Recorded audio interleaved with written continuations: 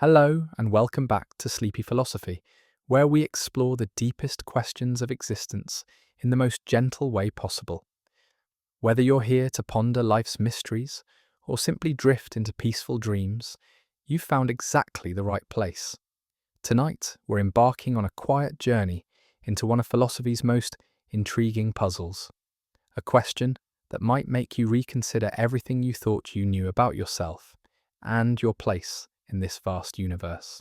Before we begin our gentle exploration, if you find these philosophical wanderings helpful for reflection or rest, I'd be grateful if you gave this video a like.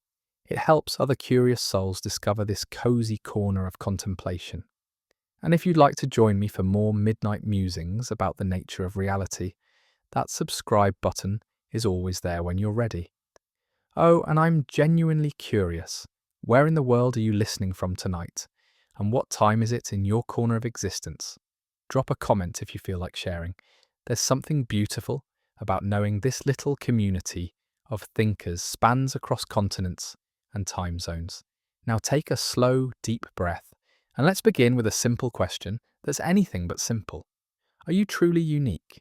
Not just in the obvious ways, your fingerprints, your memories, your particular combination of hopes and fears, but in some deeper, more fundamental sense.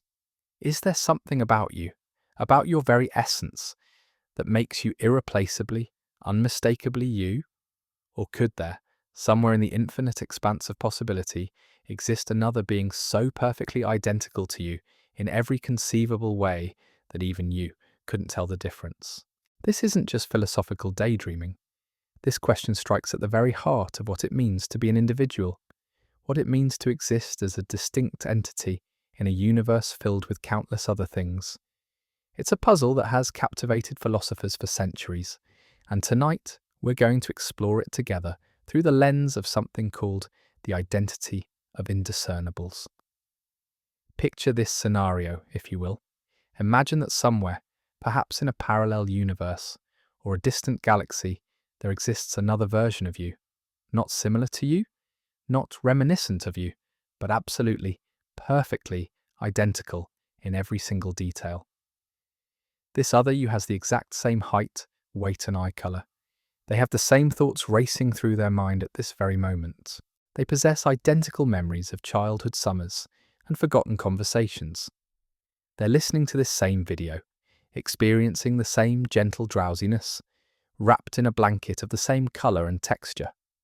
Every atom in their body occupies the same relative position as every atom in yours. Every neural pathway fires in precisely the same pattern. Every heartbeat, every breath, every tiny unconscious gesture, all perfectly mirrored. This isn't just a twin or a clone we're talking about. This is you, replicated down to the quantum level, existing simultaneously in some other corner of reality. Now here's the question that will either send you peacefully to sleep or keep you awake pondering until dawn. Would this other being actually be you, or would they be someone else who just happens to be exactly like you? And more puzzling still, if they're truly identical to you in every possible way, what exactly would make you different from them? What would make you, you, and them, them? This is where we encounter one of philosophy's most elegant and mind-bending principles, the identity of indiscernibles, formulated by the brilliant German philosopher Gottfried Wilhelm Leibniz in the 17th century. Leibniz, who also happened to co-invent calculus and design some of the first mechanical calculators, had a particular gift for asking questions that seem simple on the surface, but reveal profound depths upon closer examination. The principle, sometimes called Leibniz's law, states something that sounds almost like common sense at first hearing. If two things are truly identical, in every possible way, sharing all the same properties, characteristics, and qualities, then they are not actually two things at all. They are, in fact, the same thing. There cannot be two distinct objects that are perfectly identical in every respect, because perfect identity eliminates the possibility of distinction. Think of it this way. If you claim that there are two identical coins on a table, Leibniz would gently point out that there must be something that distinguishes them. Perhaps one is slightly to the left of the other, or one was minted a fraction of a second before the other, or one reflects light at a marginally different angle. These differences, however, minute, are what allow us to speak of two coins rather than one. Remove all differences, all distinguishing features, and you no longer have two things. You have one thing, perhaps appearing in two places or perceived in two ways, but fundamentally singular. But let's return to our thought experiment about your identical double. According to Leibniz's principle, if this other being were truly, perfectly identical to you in every conceivable way, they wouldn't be another person at all. They would be you. The very notion of two perfectly identical beings existing simultaneously becomes, under this view, a logical impossibility, a contradiction in terms. This might seem like abstract philosophical wordplay, but it touches on something profound about the nature of identity and existence.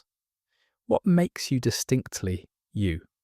Is it your physical body, your memories and experiences, your consciousness, and the unique way you perceive the world?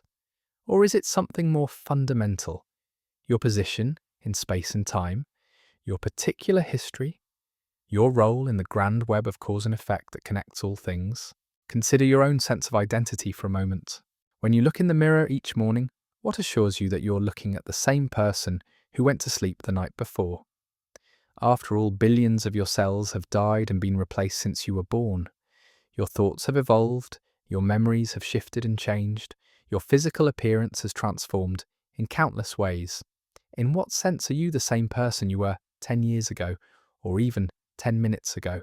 The ancient Greeks wrestled with a similar puzzle through the famous ship of Theseus paradox. If a ship has all of its parts gradually replaced over time, first the sails, then the mast, then the planks of the hull, and so on, until no original component remains, is it still the same ship? And what if someone collected all the discarded original parts and rebuilt them into a ship?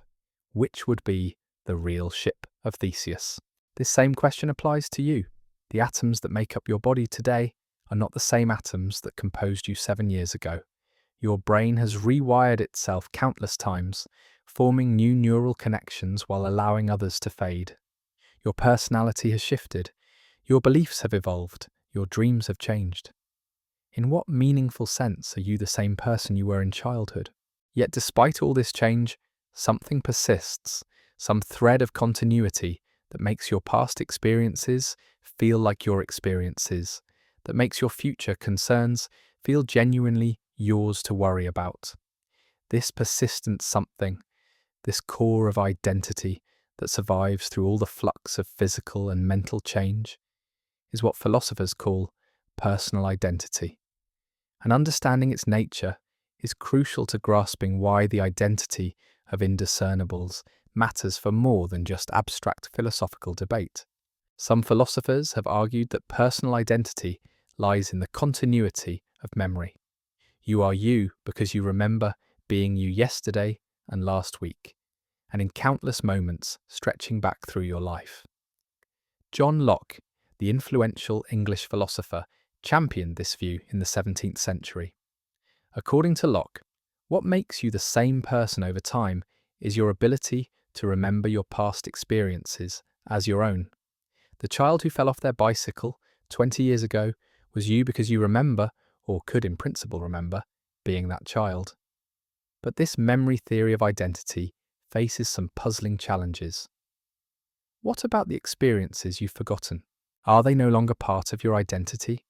What about false memories, or memories that have been unconsciously altered over time? And what happens in cases of amnesia or dementia? Does the person cease to be themselves when their memories fade? Others have located personal identity in the continuity of consciousness itself. You are you because there's an unbroken stream of conscious experience connecting your present moment to all your past moments. This view suggests that as long as your consciousness persists, you persist, regardless of what happens to your body or even your memories. But consciousness too presents puzzles. Every night when you sleep, your stream of consciousness is interrupted. Every time you're under anesthesia or unconscious, The flow stops and then resumes. Are you the same person who wakes up as the one who went to sleep? And what about the deeper philosophical question of whether consciousness is truly continuous, even when we're awake, or whether it's actually composed of discrete moments of awareness that follow each other so rapidly we experience them as seamless? Still others have argued that personal identity is fundamentally physical. You are your body, specifically your brain. As long as your brain persists and functions, you persist regardless of changes to memory or consciousness. This biological view of identity has the advantage of being grounded in something concrete and measurable, but it too faces challenges. If your brain were gradually replaced with functionally identical artificial components, would you still be you? At what point, if any, would you cease to be yourself and become something else? These questions about personal identity become even more complex when we consider the possibility of perfect duplicates. If someone could create an exact copy of your brain, complete with all your memories, personality traits, and patterns of thought, would that copy be you? Would there suddenly be two of you in the world? Or would the copy be someone else who simply happened to share your history and mental makeup? The identity of indiscernibles suggests that such perfect duplication is impossible in principle. If two beings were truly identical in every respect, they would not be two beings at all. They would be the same being.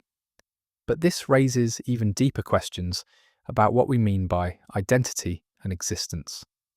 Perhaps the key lies not in any single property or characteristic, but in the unique position each thing occupies in the fabric of reality.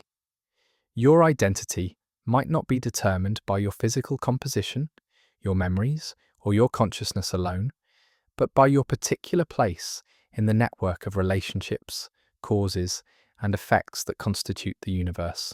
You are you not because of what you're made of, but because of where and when you exist, and how you connect to everything else. This relational view of identity suggests that perfect duplication is impossible not because of any intrinsic properties, but because no two things can occupy exactly the same position in the web of existence. Even if someone could create a perfect physical and mental copy of you, that copy would exist at a different location, at a different time, with a different history of interactions with the world. These differences, however subtle, would be enough to make them a distinct individual rather than a duplicate of you. But as we lie here in the gentle darkness contemplating these profound questions, another possibility emerges, one that might be even more unsettling or, depending on your perspective, more comforting than the idea of perfect duplicates. What if the very notion of individual identity is itself an illusion? What if the boundaries we draw around ourselves, this sense of being a separate, distinct individual moving through the world, are more like lines drawn in water than carved in stone? What if, at the deepest level of reality, the question of whether you're truly unique dissolves not because perfect duplicates are impossible, but because the very concept of separate existence is fundamentally mistaken? This possibility has been explored by philosophers and mystics across cultures and centuries, from ancient Buddhist teachings about the illusory nature of the self, to modern physicists grappling with quantum entanglement and the interconnectedness of all things. Perhaps what we experience as individual identity is more like a wave believing itself to be separate from the ocean, a temporary pattern in something much larger and more fundamental. Consider the atoms that compose your body at this very moment. These carbon atoms in your cells, these oxygen molecules you're breathing, these calcium deposits in your bones, none of them began their existence as part of you. The carbon in your body was forged in the heart of ancient stars that lived and died billions of years before Earth even existed. The oxygen in your lungs has been breathed by countless other beings throughout history. The water in your blood has fallen as rain, flowed through rivers, evaporated into clouds, and cycled through the bodies of dinosaurs, flowers, and fellow humans across geological ages. In a very real sense, you're not separate from the universe around you. You are the universe, temporarily organized in a particular pattern, experiencing itself from a specific point of view. The boundaries between you and everything else exist more in perception than in physical reality. Where exactly does your body end and the air around it begin? Where does your mind end and the cultural influences that shaped it begin? Where does your identity end and your relationships with others begin? This perspective doesn't diminish your significance or make your experiences less real. Rather, it suggests that your uniqueness lies not in being separate from everything else, but in being a unique expression of the same underlying reality that manifests as everything else. You are like a snowflake. No two are exactly alike, yet all are made of the same essential substance, all formed by the same natural processes, all temporary patterns in the endless dance of matter and energy. But let's approach this mystery from another angle, one that might feel more concrete and immediate. Think about the moments in your life when you felt most authentically yourself. Perhaps it was during a conversation with a close friend when you felt completely understood, or while pursuing a passion that absorbed your complete attention, or in a moment of quiet solitude when all pretense fell away and you simply were. In these moments, what made them feel so genuinely you? Was it your thoughts, your emotions, your physical sensations? Or was it something more elusive, a quality of being that seems to exist independent of any specific content? This quality of being, this sense of existing as a conscious witness to your own experience, is what some philosophers call pure awareness or consciousness itself. From this perspective, your uniqueness doesn't lie in the particular contents of your consciousness, your specific thoughts, memories, or personality traits, but in the fact that consciousness is experiencing itself through your particular perspective.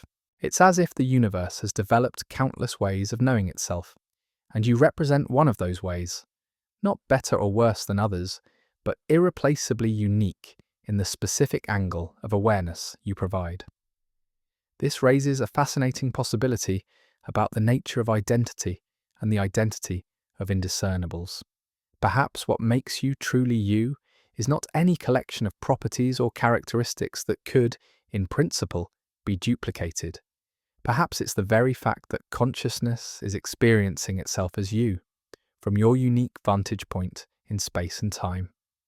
Even if someone could replicate every atom in your body and every pattern in your brain, they couldn't replicate your particular relationship to existence itself, your specific way of being conscious. But as we drift deeper into these contemplations, another layer of the puzzle emerges. If consciousness is what makes you unique, what exactly is consciousness? This question has puzzled philosophers, scientists, and contemplatives for millennia, and we're no closer to a definitive answer today than we were thousands of years ago. We know that consciousness exists. After all, you're experiencing it right now as you listen to these words, as thoughts and feelings arise and pass away in your awareness. But we don't know how consciousness arises from the physical processes of the brain, or whether it arises from them at all. We don't know whether consciousness is produced by neural activity, or whether neural activity occurs within consciousness. We don't even know whether other people are truly conscious in the same way you are, or whether they're simply very sophisticated biological machines that behave as if they were conscious. This uncertainty about the nature of consciousness adds another dimension to questions of identity and uniqueness. If we don't understand what consciousness is, how can we be certain about what makes each conscious being unique? How can we know whether perfect duplication of consciousness is possible or impossible? Some philosophers and scientists have suggested that consciousness might be more fundamental than we typically assume, not something that emerges from complex arrangements of matter, but something that exists at the most basic level of reality, like mass or electric charge. From this perspective, often called panpsychism, every particle in the universe might have some rudimentary form of consciousness, and the rich, complex consciousness you experience might be the result of countless simple, conscious elements organizing themselves into increasingly sophisticated patterns. If this view is correct, then your consciousness isn't something separate from the physical world. It's woven into the very fabric of reality. Your unique perspective isn't something that sits on top of or emerges from your physical body and brain, but something that exists at every level of your being, from the quantum interactions in your neurons to the complex patterns of thought and emotion that constitute your mental life. This possibility suggests yet another way of thinking about your uniqueness. Perhaps you are unique not because you possess consciousness, but because you are a unique way that consciousness organizes and expresses itself. Just as no two rivers follow exactly the same path to the sea, yet all are expressions of water's tendency to flow downhill, perhaps no two conscious beings experience reality in exactly the same way, yet all are expressions of consciousness's tendency to know and experience itself. But let's return for a moment to the practical implications of these philosophical explorations. As you lie there in the gentle darkness, perhaps feeling the weight of your body against the bed, the rhythm of your breathing, the subtle play of thoughts and sensations in your awareness, what difference does it make whether you're truly unique in some ultimate sense? The question of uniqueness touches on some of our deepest human concerns. We want to matter, to make a difference, to know that our existence has significance beyond the mere fact that we happen to be here. We want to believe that if we disappeared tomorrow, something irreplaceable would be lost from the universe. We want to feel that our perspective, our experiences, our contributions are genuinely our own, and not just random variations on universal themes. These desires are natural and in many ways beautiful. They reflect the deep human need for meaning and purpose, for connection and recognition. But they can also become sources of suffering when we become too attached to maintaining a separate sense of self, when we feel we must constantly prove our worth or defend our uniqueness against a world that seems indifferent to our existence.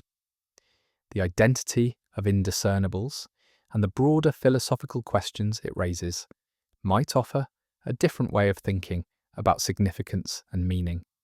Instead of locating your worth in being separate and different from everything else, you might find it in being a unique expression of the same creative intelligence that manifests as stars and galaxies, mountains and rivers, plants and animals, and every other conscious being. From this perspective, your uniqueness is not something you must achieve or defend. It's simply a fact of your existence. Just as no two moments in time are identical, no 2 points in space occupy the same location, and no two experiences are exactly the same. Your way of being conscious, of experiencing and responding to reality is necessarily unique, not because you've worked to make it so, but because uniqueness is woven into the very structure of existence. This doesn't mean that individual effort and choice don't matter. On the contrary, it suggests that every choice you make, every action you take, every moment of awareness you experience adds something irreplaceable to the cosmic story. Your life is not just your life, it's the universe exploring one of its infinite possibilities for experience and expression. As these thoughts settle into the quiet spaces of your mind, you might notice that the question of whether perfect duplicates are possible begins to feel less urgent. Whether or not someone could theoretically create an exact copy of you becomes less important than the recognition that right here, right now, you are expressing something that has never been expressed before and will never be expressed again in exactly the same way. Your particular combination of genetics and environment, your unique history of experiences and relationships, your specific perspective on this moment in cosmic time, all of these come together to create something that exists nowhere else in the universe. Even if the components could be replicated, the exact conditions that gave rise to your current experience cannot be duplicated, because those conditions include not just your individual characteristics, but your entire context within the unfolding story of existence. This recognition might bring a sense of both humility and wonder. Humility because it suggests that what makes you unique is not something you created or earned, but something given by the fundamental nature of reality itself. Wonder because it reveals that your everyday experience of being alive and conscious represents something genuinely miraculous, the universe coming to know itself through your particular way of being. But perhaps we're approaching this puzzle from the wrong direction entirely. Instead of asking whether you could be perfectly duplicated, let's consider a more immediate mystery. Are you the same person from moment to moment? Right now, as you listen to these words, billions of chemical reactions are occurring in your brain. Electrical impulses are racing along neural pathways, neurotransmitters are crossing synapses, and entire networks of cells are coordinating in patterns too complex for any human mind to fully comprehend. By the time this sentence ends, your brain will have changed in countless microscopic ways. Some connections will have strengthened, others will have weakened, and new pathways may have formed, while others fade into dormancy. The person who began listening to this paragraph is, in a very real sense, not exactly the same person who is hearing these words now. So which one is the real you? This constant flux of change extends beyond your brain to every cell in your body. Your heart has beaten several times since we started this thought experiment, pumping blood that carries away waste products and delivers fresh nutrients. Your lungs have exchanged oxygen and carbon dioxide with the atmosphere around you. Even your bones, which seem so solid and permanent, are continuously breaking down and rebuilding themselves at the molecular level. If we could somehow pause time and examine you with perfect precision, we would find that you exist in a state of perpetual becoming rather than static being. You are less like a finished sculpture and more like a river, maintaining a recognizable form while constantly flowing, changing, renewing yourself from moment to moment. This realization leads us to a fascinating paradox within the identity of indiscernibles. If you're constantly changing, if no version of you from one moment is perfectly identical to any other version, then in what sense do you maintain continuity of identity? What connects the you of this moment to the you of 5 minutes ago or 5 years ago? Some philosophers have suggested that identity is more like a story than a thing.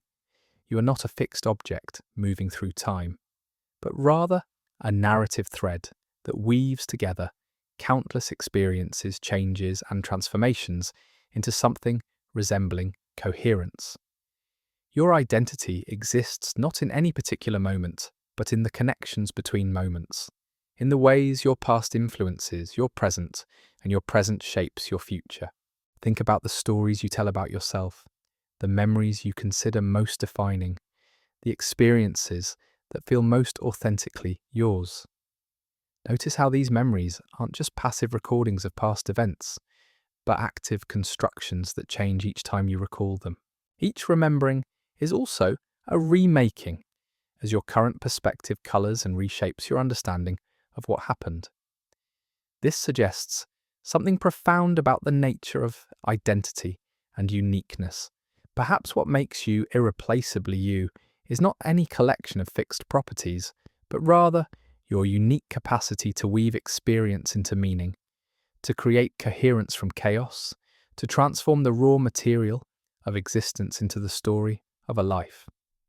From this narrative perspective, the question of perfect duplication takes on new dimensions. Even if someone could replicate every atom in your body and every pattern in your brain at a given moment, they could not replicate the unique history of storytelling that brought you to that moment. They could not duplicate the countless small choices, interpretations, and meaning-making activities that shaped your particular way of being conscious. Your duplicate might have identical memories, but they would not have lived through the process of creating those memories. They would know the story of your life, but they would not have authored it. They would inherit the conclusions of your thinking without having walked the winding paths of thought that led to those conclusions. This difference between having a story and having lived a story might be what preserves your uniqueness, even in the face of perfect physical duplication. Your identity lies not just in what you know or remember, but in how you came to know and remember it. It exists in the journey as much as the destination, in the process of becoming as much as the state of being. But let's explore another dimension of this puzzle.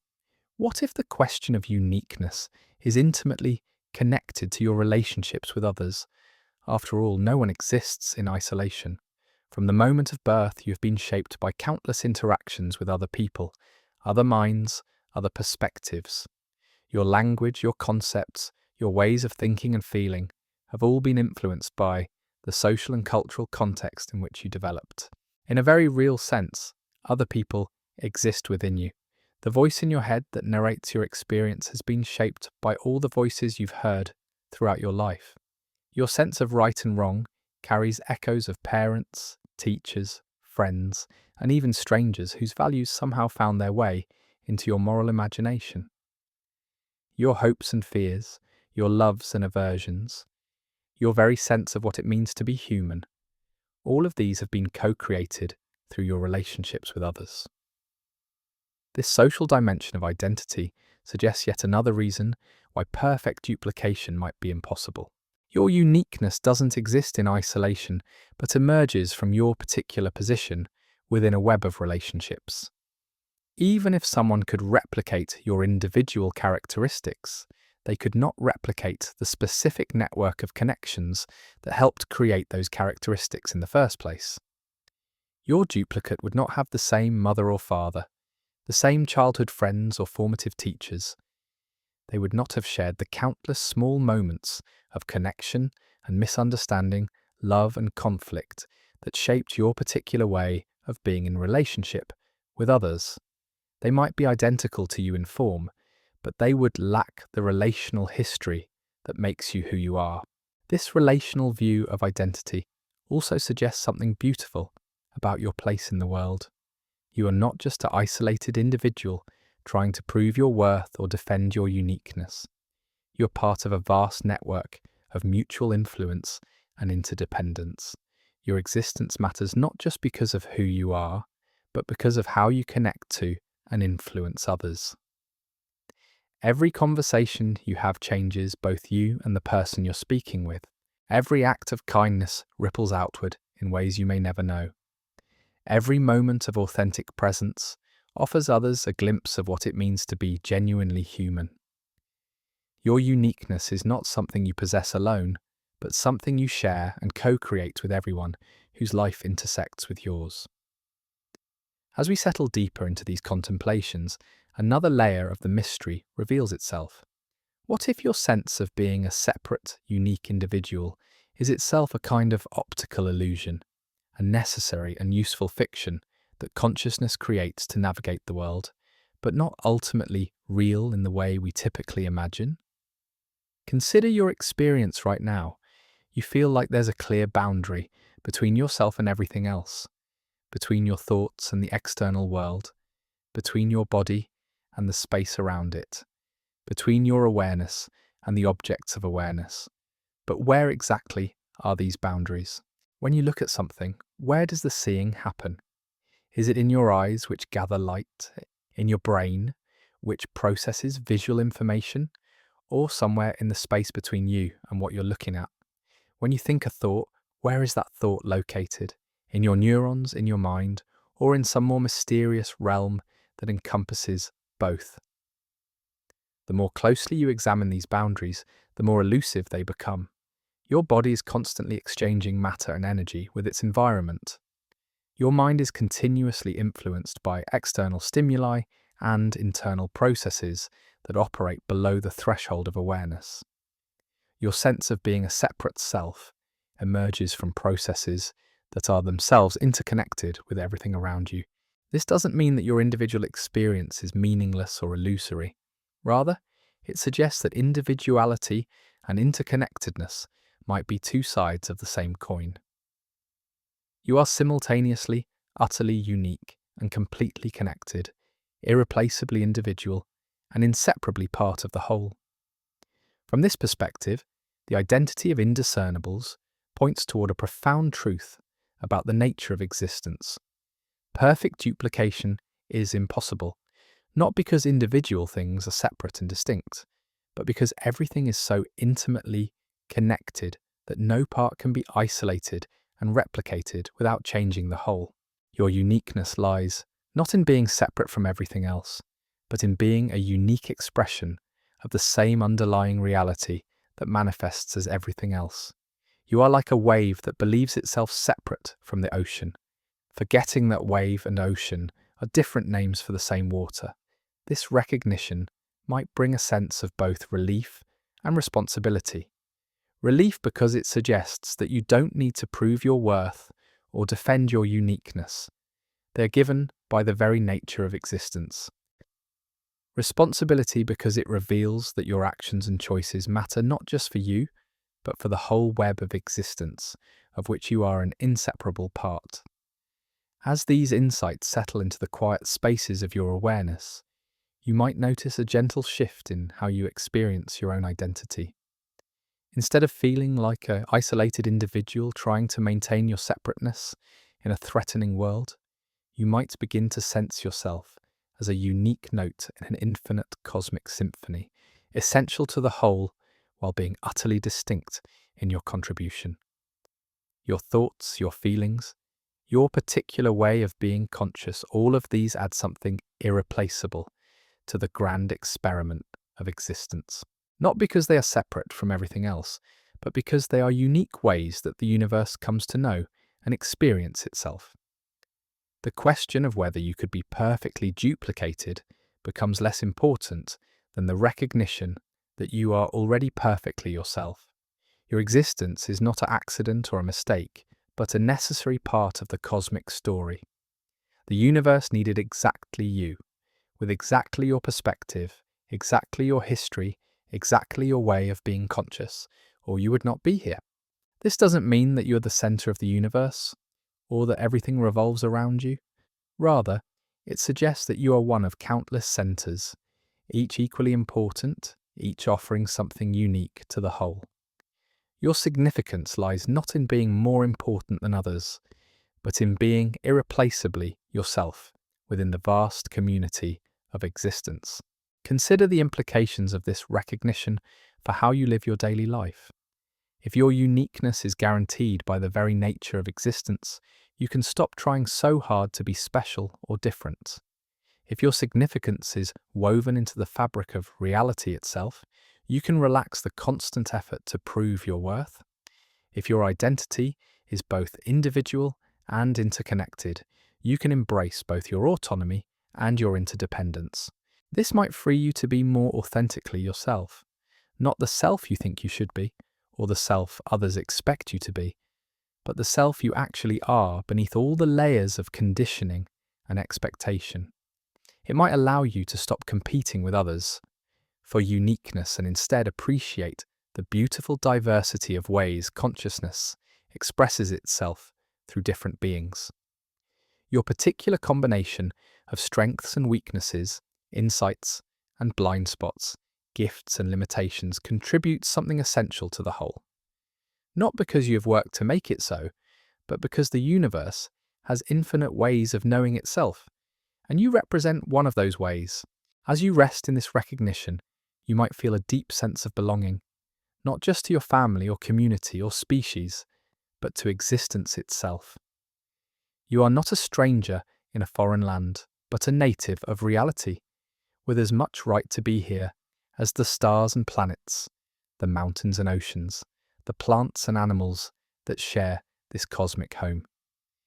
Your questions about identity and uniqueness are not problems to be solved, but mysteries to be lived. The fact that you can wonder about these things, that you can contemplate your own existence and your place in the larger scheme of things, is itself part of what makes you irreplaceably you. The universe has evolved over billions of years to reach the point where it can look at itself through your eyes, think about itself through your mind, and wonder about itself through your consciousness. Your capacity for reflection and questioning is not separate from the cosmic story, but an essential chapter in it. In this light, the identity of indiscernibles reveals itself not just as an abstract philosophical principle, but as a pointer toward the mystery of your own being. You are simultaneously one among countless others and utterly unique, both part of the whole and irreplaceably individual. This paradox is not a problem to be resolved, but a truth to be celebrated. As your eyelids grow heavy and your thoughts begin to soften, let this recognition settle gently into your awareness. You are exactly who you need to be, exactly when you need to be it, exactly where you need to be. Your existence is not an accident, but a gift, to yourself, to others, and to the universe that expresses itself through your unique way of being conscious. Rest in the knowledge that your uniqueness is not something you must achieve or maintain, but something you cannot help but embody simply by being alive and aware. Every breath you take, every thought you think, every moment of consciousness you experience adds something irreplaceable to the grand tapestry of existence. The universe is vast beyond imagination, filled with countless wonders and mysteries yet to be discovered.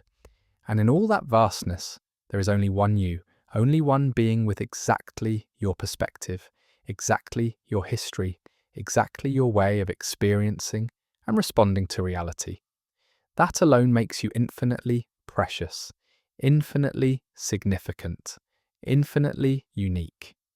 But as we drift deeper into these philosophical waters, let's consider a question that might seem strange at first glance.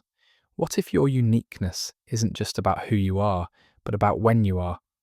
Time, after all, is perhaps the most mysterious dimension of existence, and your relationship to it might be more fundamental to your identity than any collection of personal characteristics. Right now, at this very moment, you exist at a specific point in the vast timeline of the universe.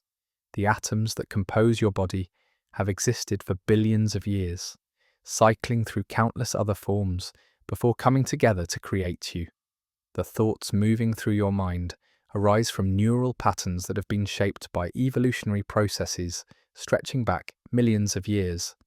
Yet here you are, conscious and aware at this particular intersection of cosmic history. Consider the profound improbability of your temporal existence. If your parents had met even a day earlier or later, if any of your ancestors had made slightly different choices, if any of countless historical events had unfolded differently, you would not exist at precisely this moment, in precisely this form. Your existence depends not just on the specific combination of genetic material that created you, but on the exact sequence of events that led to that combination occurring at the precise time it did. This temporal dimension of identity suggests something remarkable about your uniqueness. Even if someone could somehow replicate every aspect of your being, they could not replicate your specific relationship to time. You are not just who you are, but when you are. You exist at this particular moment in cosmic history, shaped by all the moments that came before, and shaping all the moments yet to come. Your consciousness is like a moving spotlight, illuminating different sections of an infinite timeline. The particular stretch of existence you're experiencing right now, this conversation between your awareness and these ideas, this specific configuration of thoughts and sensations, has never happened before and will never happen again. Each moment of your consciousness is utterly unique, not because of what it contains, but because of where it sits in the flowing stream of time. This temporal uniqueness extends beyond your individual experience to encompass your entire generation's place in history. You are living through a period of existence that no previous generation has experienced and no future generation will experience in quite the same way. The particular combination of technologies, social structures, environmental conditions, and cultural possibilities that define your era creates a context for consciousness that is entirely unprecedented. Think about the unique vantage point your generation holds. You have access to information and perspectives from across human history, yet you're also witnessing developments that no previous humans could have imagined. You can communicate instantly with people around the globe, yet you're also grappling with forms of isolation and disconnection that earlier generations never faced. You have unprecedented power to shape your environment, yet you're also confronting challenges that require entirely new forms of wisdom and cooperation. Your consciousness is not just individual, but generational, not just personal, but historical. The questions you ask, the problems you face, the possibilities you envision are all coloured by your specific position in the grand sweep of human development. Even your capacity to contemplate questions about identity and uniqueness is itself a product of the particular moment in intellectual and cultural evolution that you happen to inhabit. But let's zoom out even further and consider your cosmic context. The universe itself is evolving, changing, developing new forms of complexity and organization. The very laws of physics that govern your existence may themselves be evolving over cosmic timescales. The expansion of space, the formation of new stars and galaxies, the gradual increase of entropy, all of these cosmic processes create a backdrop for your existence that is constantly shifting and changing.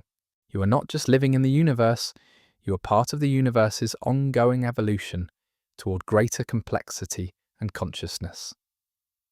Your thoughts and experiences represent the current frontier of cosmic development, the leading edge of the universe's capacity to know and understand itself. In a very real sense, your consciousness is how the cosmos thinks about itself at this particular stage of its development. This cosmic perspective on uniqueness is both humbling and empowering. Humbling because it reveals how temporary and fragile your individual existence is within the vast scales of cosmic time. Empowering because it suggests that your consciousness represents something genuinely precious and significant. The universe's current best effort to understand its own nature and possibilities. Your questions about identity and meaning are not just personal concerns, but cosmic ones. When you wonder about your place in existence, you're giving voice to the universe's curiosity about itself. When you seek to understand consciousness and identity, you're participating in the cosmos's ongoing project of self-discovery. Your philosophical contemplations are simultaneously individual reflections and cosmic investigations. This realization might shift how you think about the significance of your daily experiences. That moment of wonder you felt watching a sunset, that flash of insight during a conversation with a friend, that sense of peace you sometimes find in quiet solitude, these aren't just personal experiences, but cosmic events. They represent moments when the universe achieves new forms of self-awareness through your particular perspective. Even your struggles and uncertainties take on new meaning from this cosmic viewpoint. Your confusion about identity and purpose reflects the universe's own ongoing process of self-understanding. Your search for meaning parallels the cosmos's gradual development toward greater order and complexity. Your capacity to question and wonder is itself evidence of the universe's evolving capacity for reflection and inquiry. As you lie there in the gentle darkness, you might begin to sense yourself not just as an individual observer of the cosmos, but as a temporary focal point of cosmic consciousness itself. Your awareness is like a brief flame in which the universe burns brightly, illuminating aspects of reality that might otherwise remain hidden in darkness. When you pay attention to your breath, the cosmos breathes. When you notice your thoughts, the universe thinks. When you feel wonder or confusion or peace, existence itself experiences these states through your consciousness. This perspective suggests that your uniqueness operates at multiple levels simultaneously. At the personal level, you are irreplaceably yourself, with your particular history, relationships, and perspective. At the generational level, you are part of a unique moment in human development, grappling with challenges and possibilities that no previous generation has faced. At the cosmic level, you represent a current expression of the universe's evolving capacity for consciousness and self-understanding. Each of these levels of uniqueness reinforces the others. Your personal experiences gain significance from their place in generational and cosmic contexts. Your participation in historical developments is made meaningful by your individual perspective and choices. Your role in cosmic evolution is expressed through the specific details of your personal existence. But perhaps the most profound implication of this multi-layered uniqueness is what it suggests about death and continuity. If your identity exists at multiple levels, what happens to your uniqueness when your individual consciousness ends? Does something of your cosmic significance persist even after your personal awareness fades? Some philosophers and contemplatives have suggested that individual consciousness is like a wave that eventually returns to the ocean of universal awareness. From this perspective, death is not the end of your existence, but a transformation, a return to the source from which your individual consciousness first emerged. Your unique perspective and experiences don't disappear, but become part of the larger memory and wisdom of the cosmos itself. Others have proposed that consciousness might be more fundamental and persistent than we typically imagine. Perhaps individual awareness continues in forms we don't yet understand, or perhaps the information patterns that constitute your identity persist in ways that transcend biological death. The universe seems remarkably good at conserving information and energy. Perhaps it also conserves the unique perspectives and experiences that individual consciousness creates. These possibilities remain mysteries, of course, but contemplating them might change how you relate to your current existence. If your consciousness represents a temporary but precious expression of cosmic awareness, then every moment of awareness becomes significant not just for you, but for the universe itself. Your experiences are simultaneously fleeting and eternal, individual and universal, unique and connected to everything else. This recognition might inspire a different relationship to both living and dying. Instead of clinging desperately to your individual existence or dismissing it as meaningless, you might find a middle way, fully embracing your temporary role as a focal point of cosmic consciousness, while also preparing to eventually return that consciousness to its source. Your daily choices take on new weight from this perspective. How you treat others, how you respond to beauty and suffering, how you use your capacity for thought and feeling, all of these become ways of participating in the universe's ongoing evolution toward greater wisdom and compassion. Your individual life becomes a contribution to something much larger than yourself, while remaining authentically and irreplaceably your own. As these contemplations settle into your awareness, you might notice a subtle shift in your relationship to questions of identity and uniqueness. The urgency to prove or defend your specialness might soften, replaced by a quiet confidence in your natural significance as an expression of cosmic consciousness. The fear of being replaceable or forgotten might ease as you recognize your participation in something vast and enduring.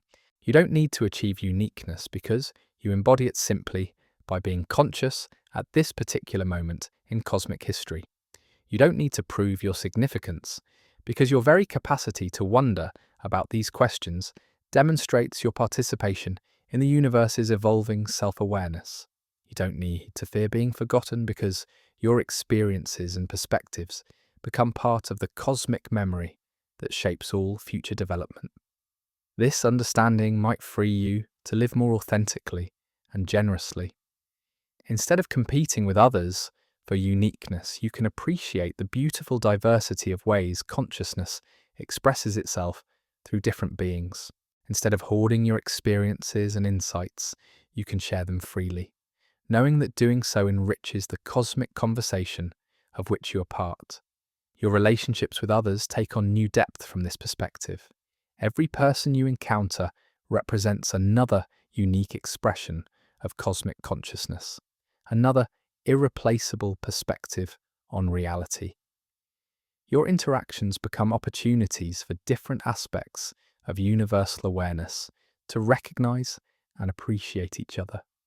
Your capacity for empathy and understanding becomes a way for the cosmos to heal its apparent divisions and rediscover its fundamental unity. Even your solitude gains new meaning. Those quiet moments when you're alone with your thoughts and feelings become opportunities for the universe to contemplate itself through your particular perspective. Your private reflections and inner experiences contribute to the cosmic dialogue just as much as your external actions and relationships. Let's explore another dimension of this cosmic uniqueness by considering the role of creativity in your existence. Every human being is creative in some way, whether through art, science, relationships, problem solving, or simply the creative act of living consciously. Your creativity represents the universe's capacity to generate new forms, new ideas, new possibilities that didn't exist before. When you have an original thought, you are literally creating something new in the cosmos. When you solve a problem in a unique way, you are expanding the universe's repertoire of solutions. When you express yourself authentically, you are adding a new voice to the cosmic conversation. Your creativity is not just personal expression, but cosmic innovation. This creative aspect of your existence might be one of the most profound sources of your uniqueness. No one else can create exactly what you create, because no one else has exactly your perspective, your experiences, your way of processing and responding to reality. Your creative contributions, whether large or small, recognized or unnoticed, add something irreplaceable to the sum total of cosmic possibility. Think about the creative acts that feel most authentically yours. Perhaps it's the way you arrange words in a conversation, or how you solve problems at work, or the unique perspective you bring to relationships. Maybe it's a more traditional form of creativity like music, writing, or visual art. Or perhaps it's something as simple as the particular way you prepare a meal or organize your living space. All of these creative expressions represent ways that the universe experiments with new forms of organization, new patterns of beauty, new solutions to the challenges of existence. Your creativity is simultaneously deeply personal and cosmically significant. It emerges from your unique perspective while contributing to the ongoing evolution of cosmic possibility. This creative dimension of existence suggests that your uniqueness is not static but dynamic, not something you possess but something you continuously generate. You are not just a unique being, but a unique way of being creative, a distinctive style of participation in the universe's ongoing project of self-creation and self-discovery. Your life itself is a creative work in progress, a unique experiment in conscious existence that has never been attempted before and will never be repeated exactly. The choices you make, the relationships you form, the experiences you seek and avoid, the ways you respond to both joy and suffering, all of these become brushstrokes in the portrait of your existence, notes in the symphony of your being. From this perspective, questions about whether you could be perfectly duplicated become almost irrelevant. Even if someone could replicate every aspect of your current state, they could not replicate your creative potential, your capacity to continue generating new experiences, insights, and expressions. They could copy your past but not your future, your achievements but not your possibilities. Your uniqueness lies not just in what you have been, but in what you might become, not just in your current characteristics, but in your ongoing capacity for growth, change, and creative expression. You're a living experiment in consciousness, a unique exploration of what it means to be aware, to choose, to create, to love, to wonder about existence itself. As you rest in this recognition of your creative uniqueness, you might feel both the responsibility and the freedom that comes with being a conscious participant in cosmic evolution. You have the power to influence the direction of that evolution through your choices and creations. You also have the freedom to experiment, to try new approaches, to make mistakes and learn from them, knowing that your experiments contribute to the universe's growing understanding of its own possibilities. This creative aspect of existence also suggests a beautiful interdependence between individual uniqueness and collective evolution. Your personal creative expressions contribute to the cultural and intellectual resources available to others, while their creations inspire and inform your own creative possibilities. The universe evolves not through isolated individual efforts, but through the complex interplay of countless unique perspectives and creative contributions. Your role in this collective creative process is both humble and magnificent. Humble because you are one among countless contributors to cosmic evolution. Magnificent because your unique contributions are essential to that evolution. Because without your particular perspective and creative capacity, the universe would be missing something irreplaceable. This understanding might inspire you to embrace both your creative potential and your connections to others more fully. You can pursue your unique forms of expression while also supporting and celebrating the creative contributions of others. You can take your individual perspective seriously while also remaining open to learning from different viewpoints and approaches. The question of your uniqueness thus becomes not whether you are different from everyone else, but how you can most authentically express your distinctive way of being conscious and creative. It becomes less about proving your specialness and more about discovering and sharing the gifts that emerge from your particular perspective on existence. As these ideas settle gently into your awareness, you might notice that your sense of identity feels both more solid and more fluid than before. More solid because it's grounded in the fundamental structure of reality itself, in your irreplaceable position in space and time, in your unique perspective on existence, in your distinctive capacity for consciousness and creativity.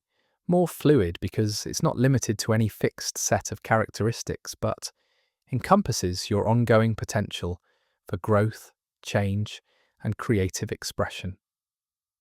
Your identity is like a river that maintains its essential character while constantly flowing and changing.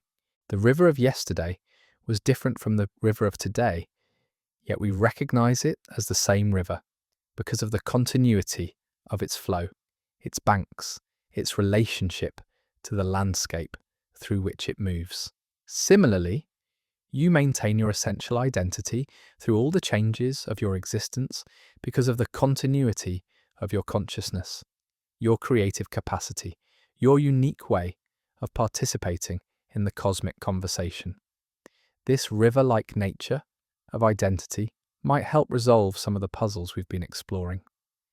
You are neither a fixed thing that could be perfectly duplicated, nor a completely fluid process with no stable identity. You are a dynamic pattern, a stable process, a consistent way of being conscious that expresses itself through constant change and creativity. Your uniqueness lies not in being static and unchangeable, but in having a distinctive style of change, a characteristic pattern of response to life's challenges and opportunities. Like a river that has its own particular way of flowing around obstacles, carving its channel, and responding to changes in the landscape, you have your own distinctive way of navigating the complexities of existence.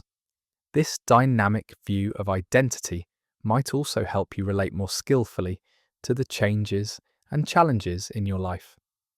Instead of feeling threatened by change or trying to maintain some fixed version of yourself, you can embrace change as an expression of your creative nature, as an opportunity to discover new aspects of your unique way of being conscious. Your struggles and uncertainties become part of your creative process rather than obstacles to your identity. Your questions and doubts become expressions of your unique perspective rather than signs of weakness or confusion. Your ongoing search for meaning and understanding becomes one of your most distinctive characteristics, rather than evidence that you haven't yet found your true self. From this perspective, the very fact that you're listening to these contemplations about identity and uniqueness is itself an expression of your distinctive nature. Your curiosity about these questions, your capacity to wonder about your place in existence, your willingness to explore these mysteries, all of these reflect your particular way of being conscious, your unique style of participating in the cosmic dialogue about the nature of reality. As your breathing deepens and your thoughts begin to soften around the edges, let yourself rest in this recognition of your dynamic uniqueness. You are neither a problem to be solved nor a mystery to be completely understood, but a living question that the universe is exploring through your existence. Your life is both your personal journey and the cosmos's ongoing experiment in consciousness and creativity. The identity of indiscernibles, rather than diminishing your significance, points toward the profound mystery of your existence. You are simultaneously one among countless others and utterly irreplaceable, both part of the cosmic pattern and a unique expression of it, both temporary and part of something eternal. In this gentle recognition, questions about duplication and replication fade into the background. What matters is not whether you could theoretically be copied, but that you are here now, conscious and creative, adding your distinctive voice to the cosmic conversation, contributing your unique perspective to the universe's ongoing process of self-understanding. You are exactly what the cosmos needs at this moment in its evolution, not because you're perfect or complete, but because you are authentically yourself, uniquely positioned to experience and express aspects of reality that no one else can access in quite the same way. Your existence is not an accident, but a necessity, not a coincidence, but a creative act of cosmic intelligence. Rest in this knowledge as you drift towards sleep, knowing that your uniqueness is woven into the very fabric of existence itself. Tomorrow will bring new opportunities to express your distinctive way of being conscious, new chances to contribute your creative perspective to the ongoing story of cosmic evolution. But for now, simply be grateful for the profound mystery of your own existence, for the beautiful impossibility that you are exactly who you are, exactly when you need to be, in exactly the place where your unique light can shine most brightly in the vast darkness of space and time. The gentle weight of these realizations might be settling over you now like a soft blanket, but there's another layer to this philosophical puzzle that deserves our quiet attention. What if the very language we use to think about identity and uniqueness is itself shaping the conclusions we reach? The words we have available to describe ourselves, the concepts our culture provides for understanding individuality, the metaphors we inherit for thinking about consciousness, all of these linguistic tools might be quietly influencing how we experience our own existence. Consider for a moment how different languages carve up the territory of selfhood in remarkably different ways. Some cultures have dozens of words for different aspects of consciousness that English speakers might lump together under the single word mind. Others have no direct equivalent for our concept of individual identity at all, instead describing persons in terms of their relationships and connections to others. Still others conceptualize the self as something that exists not within the individual, but in the spaces between people, in the quality of their interactions and mutual influence. These aren't just interesting cultural curiosities. They represent fundamentally different ways of experiencing what it means to exist as a conscious being. The Inuit languages, famously, have numerous words for different types of snow, allowing speakers to perceive and respond to subtle distinctions that might be invisible to speakers of other languages. Similarly, the conceptual vocabulary available to you for thinking about yourself shapes what aspects of your existence you notice, value, and cultivate. If you'd grown up in a culture that emphasized the relational self over the individual self, you might experience your identity very differently. Instead of asking, "Who am I?" you might naturally ask, "How do I connect?" Instead of wondering about your unique characteristics, you might focus on your distinctive way of participating in the web of relationships that surrounds you.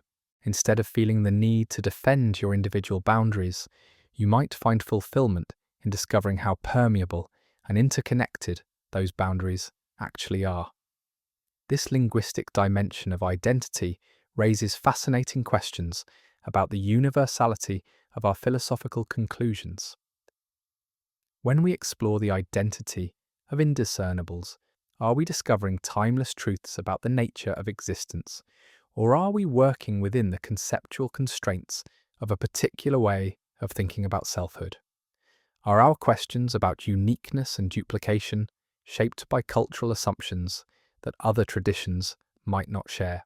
Perhaps the very notion that individuals could be perfectly duplicated reflects a mechanistic worldview that sees persons as collections of separable parts, rather than as integrated wholes embedded in webs of relationship. Perhaps our concern with proving our uniqueness stems from a cultural emphasis on individual achievement and distinction that other societies might find puzzling or even counterproductive. But rather than seeing this linguistic relativity as undermining our philosophical exploration, we might view it as enriching it. The fact that different languages and cultures offer different tools for thinking about identity suggests that the mystery of selfhood is so profound that no single conceptual framework can capture it completely. Your uniqueness might lie partly in the particular combination of linguistic and cultural resources you've inherited for understanding yourself. The English language you're thinking in right now, with its emphasis on nouns and individual subjects, creates certain possibilities for self-understanding while foreclosing others. The scientific worldview that shapes much of our thinking offers powerful tools for analysis and explanation, while perhaps obscuring other ways of knowing. The philosophical tradition we've been exploring tonight provides sophisticated frameworks for contemplation while carrying its own historical biases and limitations. Your consciousness exists at the intersection of all these influences, yet it isn't determined by any of them. You have the remarkable capacity to step back from the conceptual tools you've inherited and examine them, to play with different ways of thinking about yourself, to create new metaphors and frameworks for understanding your existence. This metacognitive ability, the capacity to think about thinking, to be aware of awareness itself, might be one of the most profound aspects of your uniqueness. Right now, as you lie there listening to these words, you're simultaneously using language to think about the limitations of language, employing concepts to examine the constraints of conceptual thinking, participating in a cultural tradition of philosophical inquiry while also maintaining some distance from it. This paradoxical capacity to be both embedded in and transcendent of your own cognitive frameworks is itself a kind of miracle. It suggests that your identity operates at multiple levels of abstraction. At one level, you are shaped by the biological, psychological, and cultural forces that have molded your particular way of being conscious. At another level, you have the capacity to observe and reflect on those shaping forces, to choose which aspects of your conditioning to embrace and which to question or transform. At yet another level, you can recognize the mysterious source of this reflective capacity itself, the awareness that observes even your own processes of observation. This layered nature of consciousness means that questions about your uniqueness don't have simple answers. Yes, you're unique in the sense that no one else has exactly your combination of biological inheritance, personal history, and cultural conditioning. But you're also connected to others through shared patterns of human development, common linguistic and conceptual frameworks, and universal aspects of conscious experience. And beneath all these layers of individuality and commonality lies something even more fundamental: the pure capacity for awareness itself. Some contemplative traditions suggest that this deepest level of consciousness is actually the same in everyone, that beneath all our apparent differences lies a common ground of being that connects all conscious entities. From this perspective, your uniqueness would be like the unique pattern a wave makes on the surface of the ocean, real and distinctive, yet ultimately expressions of the same underlying water. Other traditions emphasize the irreducible mystery of individual consciousness, suggesting that each person's awareness is genuinely distinct and cannot be reduced to any common substrate. From this view, your consciousness is not just a unique arrangement of universal elements, but something genuinely novel and irreplaceable in itself. These different perspectives aren't necessarily contradictory. Perhaps consciousness operates simultaneously at multiple levels, universal in its basic nature, yet irreducibly individual in its specific expressions. Perhaps you're both utterly unique and fundamentally connected, both irreplaceably yourself and part of something larger than yourself. This paradoxical nature of existence might explain why questions about identity and uniqueness feel both urgent and unanswerable. You are trying to use your individual consciousness to understand the nature of consciousness itself, attempting to step outside your own perspective to gain an objective view of subjectivity. It's like trying to see your own eyes without a mirror, or attempting to lift yourself by pulling on your own shoelaces. Yet this very impossibility points towards something profound about your nature. The fact that you can recognize the limitations of your own perspective suggests that you're not entirely trapped within it. The fact that you can question the adequacy of your conceptual frameworks indicates that you're not completely determined by them. The fact that you can wonder about consciousness implies that your awareness has a kind of reflexive depth that transcends any particular content. This recursive quality of consciousness, its ability to be aware of its own awareness, creates a kind of infinite regress that no philosophical system has ever fully captured. When you observe your thoughts, what observes the observer? When you're aware of being aware, what is aware of that awareness? Each level of reflection opens up another level, like a hall of mirrors stretching infinitely inward. Perhaps this is where your truest uniqueness lies, not in any particular content of your consciousness, but in the specific way this recursive mystery expresses itself through your individual existence. Your unique perspective isn't just about what you perceive, but about how perception itself operates through your particular nervous system, your specific history, your distinctive way of being aware. This recursive depth of consciousness also suggests why perfect duplication might be impossible, even in principle. To truly duplicate your consciousness, someone would need to replicate not just your current mental contents, but the entire recursive structure of awareness, observing awareness, observing awareness. They would need to copy not just your thoughts and memories, but your particular way of thinking about thinking, your specific style of being conscious of consciousness.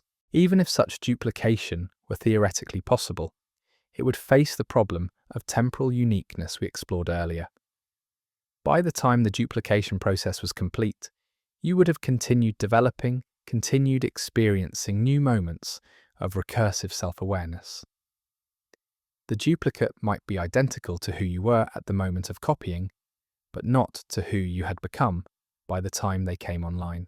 More fundamentally, the very process of creating conscious experience might be inherently creative and unrepeatable. Just as no two performances of the same piece of music are exactly identical, no two instances of consciousness might be perfectly replicable, even if they emerge from identical initial conditions. Consciousness might be more like an improvisation than a recording, more like a live performance than a mechanical reproduction.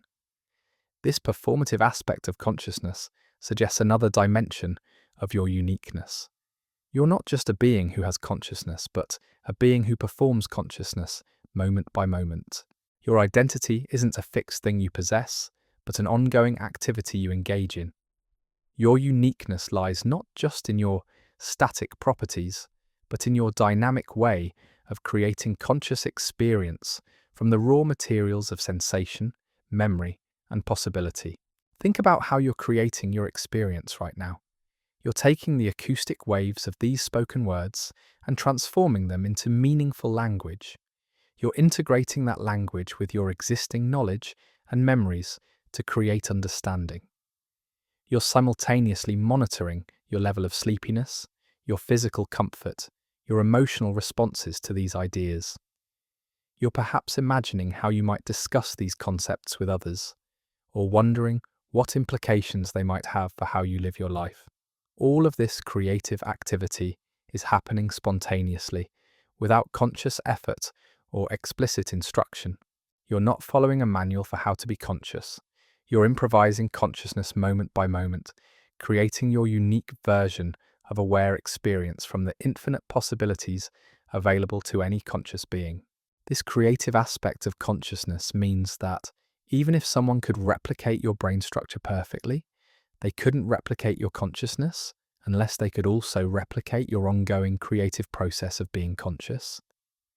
They would need to duplicate not just your neural hardware, but your software of awareness, your particular way of improvising meaning from moment to moment. But perhaps we're approaching this question from an angle that's too focused on individual consciousness. What if your uniqueness is as much about your relationships and connections as it is about your isolated self? What if identity is fundamentally relational, emerging from the web of interactions between yourself and everything else in your environment? Consider how your sense of self changes in different relationships and contexts. You might feel like a slightly different version of yourself when you're with your family compared to when you're with close friends, or when you're at work compared to when you're alone in nature. These aren't different masks you put on, but different aspects of your identity that emerge in response to different relational contexts. Your consciousness doesn't exist in isolation, but arises from a continuous dance of interaction between your nervous system and your environment. The thoughts you think are shaped by the conversations you've had, the books you've read, the experiences you've shared with others. The emotions you feel emerge partly from your individual psychology and partly from the emotional climate of your relationships and community. Even your most private, internal experiences are coloured by this relational dimension.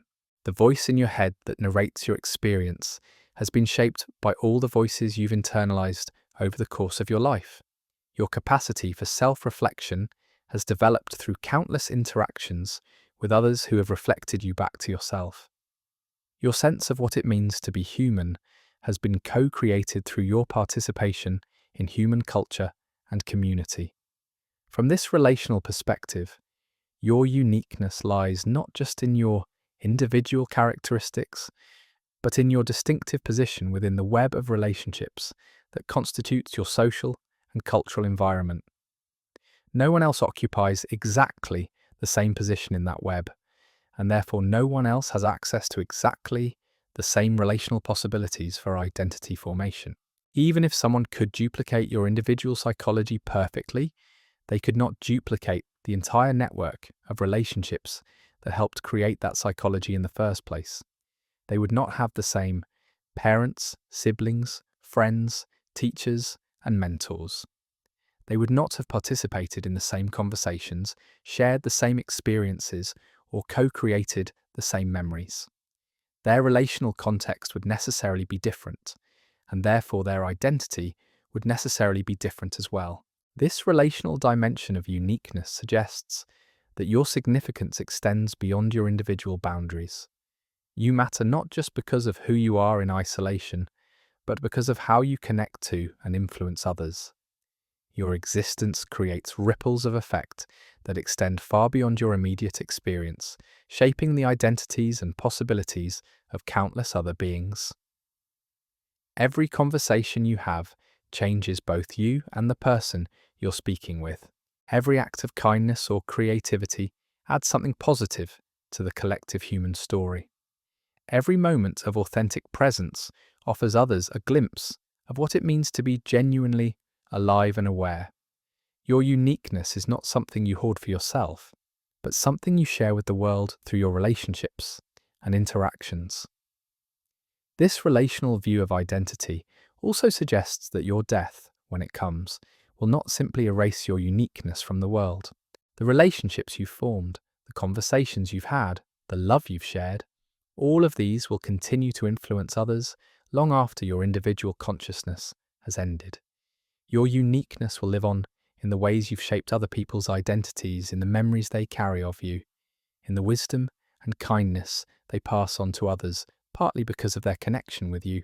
Perhaps this is one of the most beautiful aspects of human existence, the way individual uniqueness and collective connection reinforce each other rather than competing.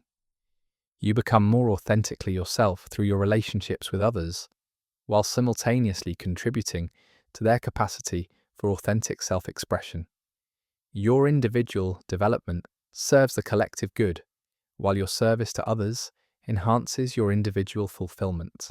This interdependence suggests that questions about perfect duplication miss something essential about the nature of identity.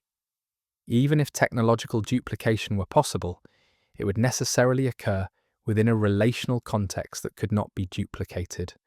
The relationships that helped create your original identity could not be recreated for your duplicate. The duplicate would necessarily form different relationships, have different experiences, and therefore develop a different identity over time. More importantly, the relational view of identity suggests that uniqueness is not a scarce resource that you need to protect or compete for. The more authentically yourself you become, the more you enhance the possibilities for others to become authentically themselves. The more you develop your unique gifts and perspectives, the more you contribute to the collective wisdom and creativity of your community and species. Your uniqueness is not threatened by the uniqueness of others, but enriched by it. Like instruments in an orchestra, each person's distinctive voice makes the whole more beautiful and complete.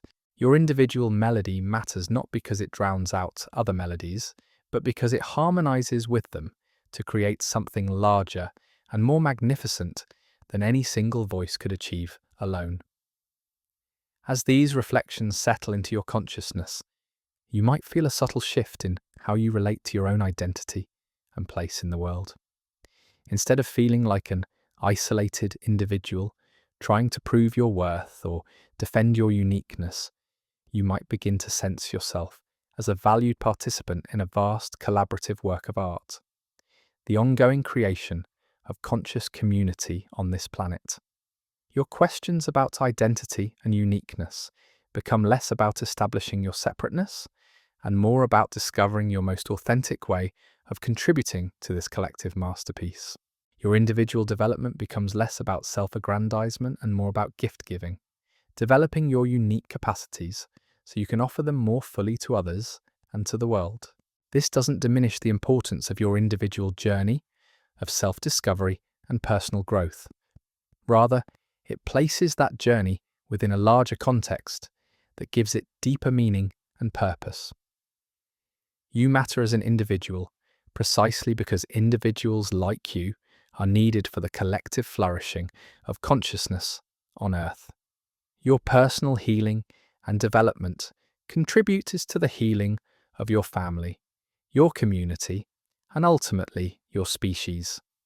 Your individual creativity and wisdom add to the collective intelligence that humanity needs to navigate the challenges and opportunities of our time. Your capacity for love and compassion helps create the relational conditions in which others can discover and express their own unique gifts. From this perspective, the identity of indiscernibles points not toward the impossibility of your existence, but toward its profound necessity. The universe needs exactly you, with exactly your perspective, exactly your gifts, exactly your way of being conscious and creative. Not because you're better than others, but because you are different from others in ways that make the whole more complete and beautiful. Your existence is not an accident to be explained or justified, but a gift to be unwrapped and shared. Your uniqueness is not a burden to be defended, but a treasure to be discovered and offered. Your identity is not a problem to be solved, but a mystery to be lived and celebrated. As your breathing deepens and your thoughts begin to soften into the gentle rhythms of approaching sleep, let yourself rest in this recognition of your necessary uniqueness. You are exactly what the world needs at this moment in history. Not because you're perfect or finished, but because you are authentically yourself, contributing your irreplaceable voice to the ongoing conversation of existence. The philosophical puzzles we've explored tonight, questions about duplication and identity, consciousness and creativity, individual uniqueness and collective connection. These are not problems that need to be solved, but invitations to wonder, opportunities to appreciate the profound mystery of your own existence. Tomorrow will bring new chances to express your distinctive way of being conscious, new opportunities to share your unique gifts with others, new moments to participate in the grand collaborative work of creating meaning and beauty in the world. But for now, simply rest in the quiet knowledge that you are irreplaceably yourself, exactly as you are, exactly when you need to be. The universe is vast beyond imagination, filled with countless wonders we have yet to discover.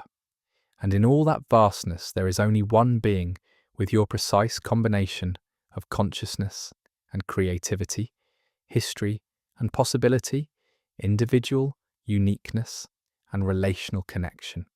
That alone makes your existence infinitely precious, infinitely significant, infinitely worth celebrating.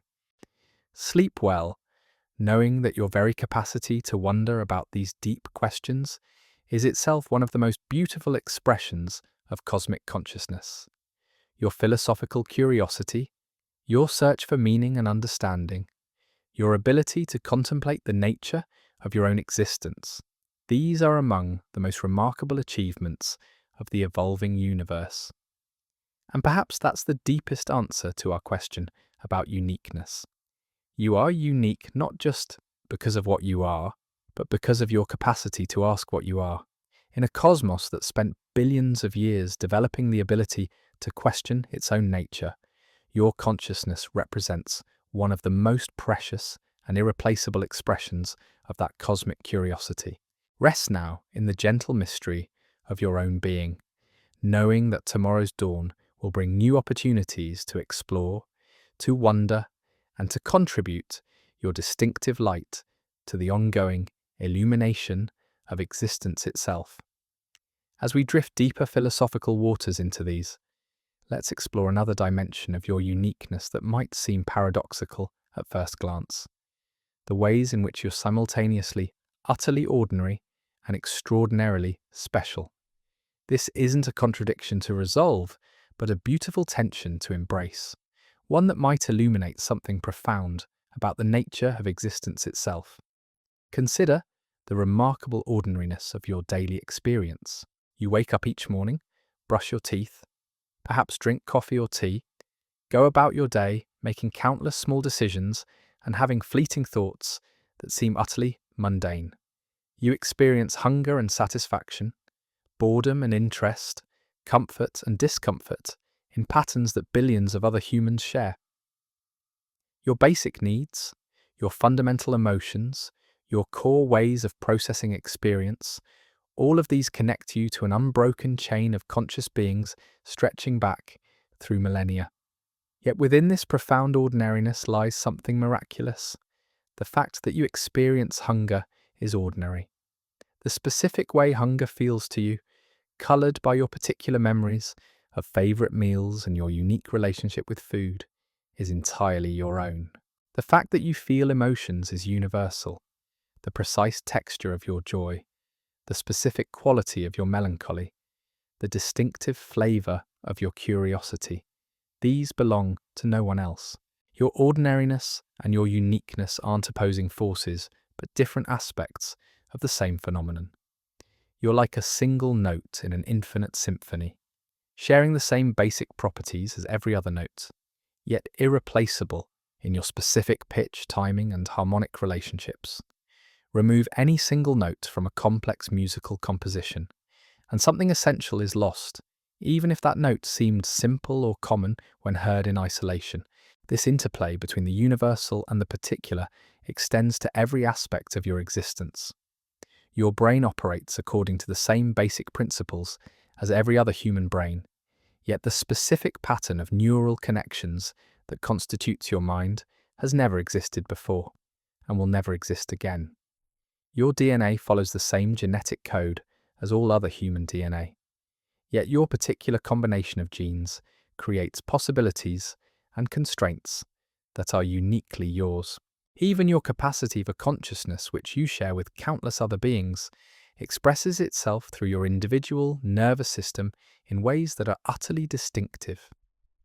The same external event, a sunset, a piece of music, a conversation with a friend, creates completely different experiences in different conscious beings. Not just slightly different, but fundamentally, qualitatively different in ways that can never be fully communicated or shared. This suggests something profound about the nature of subjective experience. Your inner life isn't just a private version of some universal template for consciousness. It's a genuinely novel way that awareness can organize and express itself. When you look at a red rose, you're not just accessing some pre-existing red rose experience from a cosmic database. You're creating a completely original version of what it means to perceive redness, to experience beauty, to connect with living things. The philosopher Thomas Nagel famously asked what it would be like to be a bat, suggesting that we can never truly know the subjective experience of another species because consciousness is fundamentally perspectival. Each conscious being inhabits a unique experiential world that cannot be fully translated into the experiential worlds of others. This isn't just true across species, it's true across individuals within the same species. What is it like to be you? This isn't just a question about your personality or your preferences. It's a question about the fundamental texture of your conscious experience, the basic quality of what it feels like to exist from your particular point of view. This quality of experience, what philosophers call qualia, seems to be irreducibly subjective and therefore unreplicable. When you taste chocolate, the specific sweetness and richness you experience exists nowhere else in the universe. When you feel sadness, the particular weight and colour of that emotion belongs exclusively to your consciousness. When you understand a concept, the specific moment of comprehension has a quality that is entirely your own. These experiential qualities can't be measured, weighed, or copied. They can only be lived. This irreducible subjectivity of experience might be the deepest source of your uniqueness. Even if someone could replicate every physical aspect of your being, they could never replicate the felt quality of being you. They might behave identically to you, make the same decisions, even report having the same experiences, but the inner texture of their consciousness, the actual felt sense of what it's like to be them, would necessarily be their own rather than yours. But let's explore another angle on this mystery of ordinary uniqueness. Consider how your individual perspective contributes to the larger project of understanding reality. Every conscious being serves as a kind of research instrument for the universe, gathering data about what it means to exist from their particular vantage point. Your experiences, observations, and insights add to the collective knowledge of what existence can be like. Think about the moments in your life when you've noticed something that others might have overlooked, when you've had an insight that felt genuinely original, when you've seen beauty or meaning in something that others might dismiss as ordinary. These moments represent genuine discoveries, not just personal revelations, but contributions to the universe's understanding of its own possibilities. Your capacity to suffer also contributes to cosmic knowledge in ways that might not be immediately obvious. When you experience pain, loneliness, or confusion, you're not just having a personal difficulty, you're exploring territories of experience that add to the universe's catalogue of what conscious existence can entail. Your struggles, as difficult as they may be, represent valuable information about the challenges and limitations of consciousness embodied in your particular form. This doesn't mean that suffering is good or that you should seek it out. Rather, it suggests that your full range of experiences, both pleasant and unpleasant, serves a larger purpose in the cosmic project of self-understanding.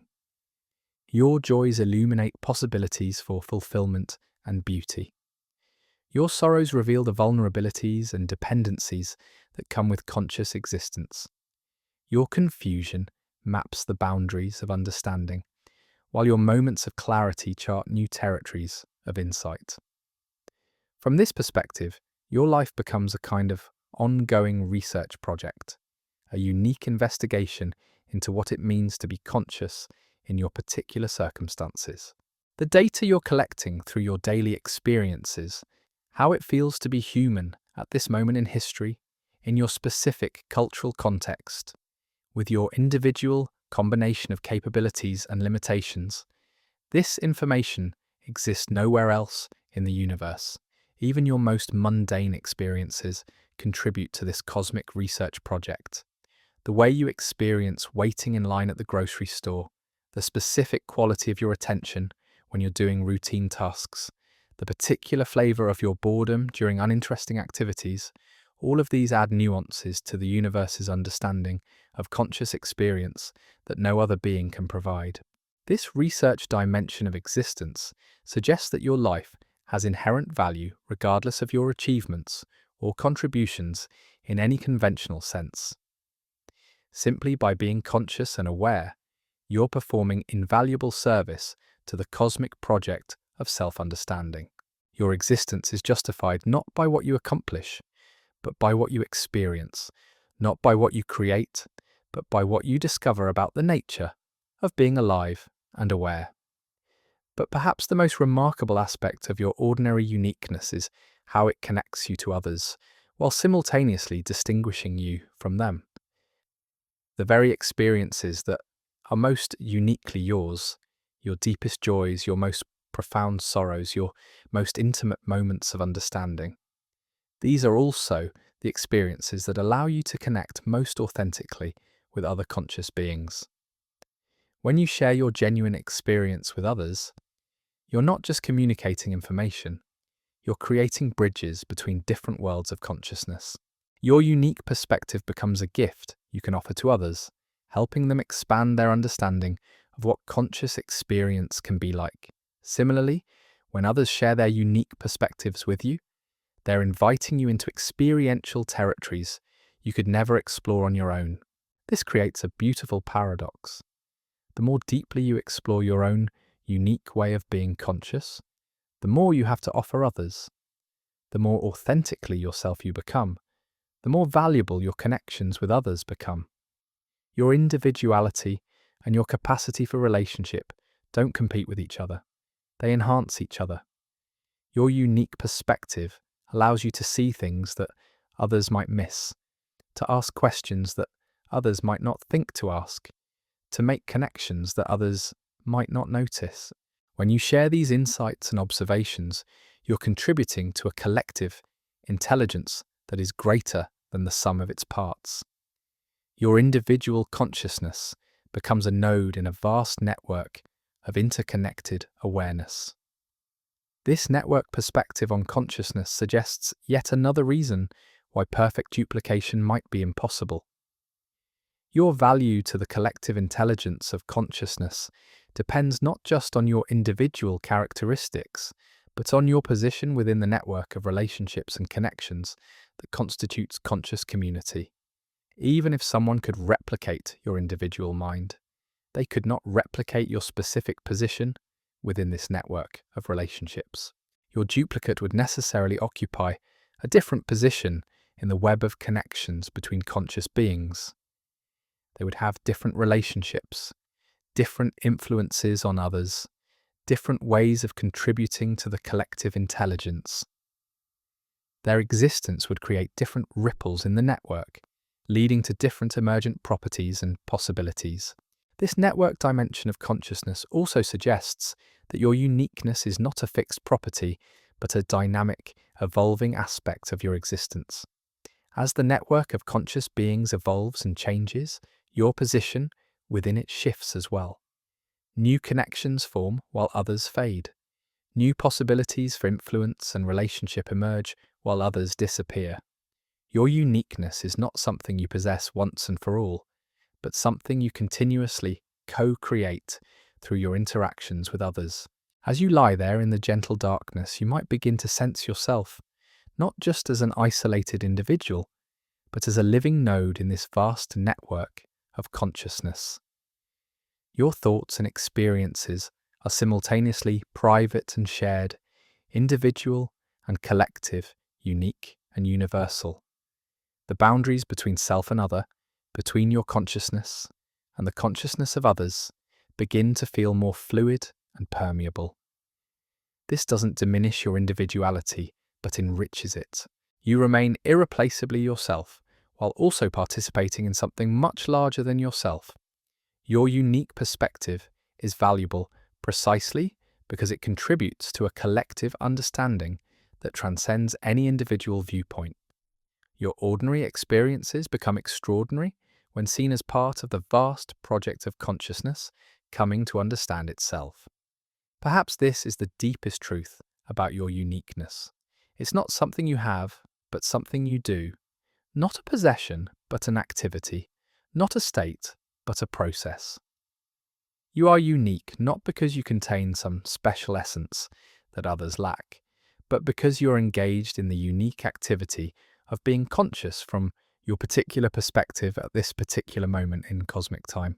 This active dimension of uniqueness means that you have some agency in shaping what makes you distinctive. While you can't choose all the circumstances of your existence, you can choose how to respond to those circumstances. You can choose which aspects of your experience to pay attention to, which possibilities to explore, which connections to nurture. Your uniqueness is partly given by the conditions of your existence and partly created by your choices about how to engage with those conditions. The identity of indiscernibles from this active perspective becomes less about whether perfect duplication is possible and more about the ongoing creative process of becoming yourself. Even if someone could replicate your current state perfectly, they could not replicate your ongoing process of self-creation, your dynamic engagement with the possibilities and challenges of existence. Your uniqueness lies not just in what you are, but in what you're becoming. Not just in your current characteristics, but in your trajectory of development. Not just in your present perspective, but in your capacity for growth and change. You are not just a unique being, but a unique way of becoming, a distinctive style of engaging with the fundamental questions and opportunities of conscious existence. This becoming dimension of identity suggests that your most profound uniqueness might lie in your future, rather than your past, in your unrealized potential, rather than your established characteristics. The person you might become through your choices and experiences over the coming years and decades is not predetermined but genuinely open. Your future self is not just an extension of your current self, but a creative possibility that you are continuously bringing into being. From this forward-looking perspective, questions about duplication become even more complex. Even if someone could create a perfect copy of you today, that copy would immediately begin their own unique process of becoming. Their future would unfold differently from yours, not because of any initial differences, but because of the inherent creativity and unpredictability of conscious development. Your duplicate might start with identical characteristics, but they would face different choices, encounter different opportunities, form different relationships. Each decision they made would influence their subsequent development in ways that would gradually differentiate them from you. Over time, the initial similarity would give way to increasing divergence as two unique processes of becoming unfolded from the same starting point. This suggests that your uniqueness is not just a current fact, but an ongoing creation. You are not just unique now, but becoming more unique with each passing moment, each experience, each choice. Your identity is not a fixed point, but a moving trajectory. Not a static essence, but a dynamic process of exploration and development. The temporal dimension of uniqueness adds another layer to our philosophical exploration. You exist not just at a particular point in space, but at a particular moment in time, and that temporal position is as unrepeatable as your spatial and experiential position. The specific moment in cosmic history that you are living through, with its unique combination of challenges and possibilities, has never occurred before and will never occur again. Your generation faces questions and opportunities that no previous generation has encountered. The technological capabilities, environmental conditions, social structures, and cultural possibilities that define your era create a context for consciousness that is entirely unprecedented. Your individual development is occurring within this unique historical moment, shaped by forces and possibilities that are themselves unrepeatable. Even if someone could duplicate your individual characteristics, they could not duplicate the historical context within which those characteristics developed. They would exist in a different moment, facing different challenges, with access to different resources and possibilities. Their uniqueness would emerge not just from their individual traits, but from their interaction with their own historical moments. This temporal uniqueness extends from the cosmic scale down to the most intimate scale of moment-to-moment experience. Each instant of your consciousness occurs at a specific point in your personal timeline, influenced by all the moments that preceded it and influencing all the moments that will follow. The specific thought you're thinking right now exists at the intersection of your entire past and your entire future, a unique moment of awareness that has never occurred before and will never occur again. Your consciousness is not just unique in its content, but unique in its timing. Not just distinctive in what it experiences, but irreplaceable in when it experiences it. The particular sequence of moments that constitutes your life creates patterns and connections that could never be exactly replicated, even if each individual moment could somehow be duplicated. This temporal dimension of uniqueness might be one of the most profound aspects of your existence. You're not just a unique being, but a unique moment in the unfolding story of consciousness. Not just a distinctive perspective, but an irreplaceable instant in cosmic time. Your awareness exists at the leading edge of the universe's evolution toward greater complexity and understanding. As these reflections settle into your consciousness, you might feel a subtle shift in your relationship to time itself. Instead of experiencing time as something that carries you along passively, you might begin to sense yourself as an active participant in time's creative unfolding. Each moment of your awareness contributes something genuinely new to the story of existence, something that has never been and will never be again. Your present moment is not just one in an endless series of identical moments, but a unique occurrence in cosmic history. The specific quality of your awareness right now, as you listen to these words while drifting towards sleep, represents a distinctive moment in the universe's ongoing process of self-discovery. This moment matters not just to you, but to the cosmos itself, because it is through moments like this that the universe comes to understand its own nature and possibilities. This temporal uniqueness suggests that your existence is not just personally meaningful, but cosmically significant. You are not just living your individual life, but participating in the universe's own life, not just developing your personal consciousness, but contributing to the evolution of cosmic consciousness itself. Your unique moment in time is also the universe's unique moment, experienced from your particular perspective. The identity of indiscernibles, from this temporal perspective, points toward the impossibility of perfect duplication across time as well as space. Even if someone could replicate every aspect of your being at a given moment, they could not replicate your relationship to time itself. Your specific position in the flow of cosmic development, your unique role in the universe's ongoing story of self-understanding.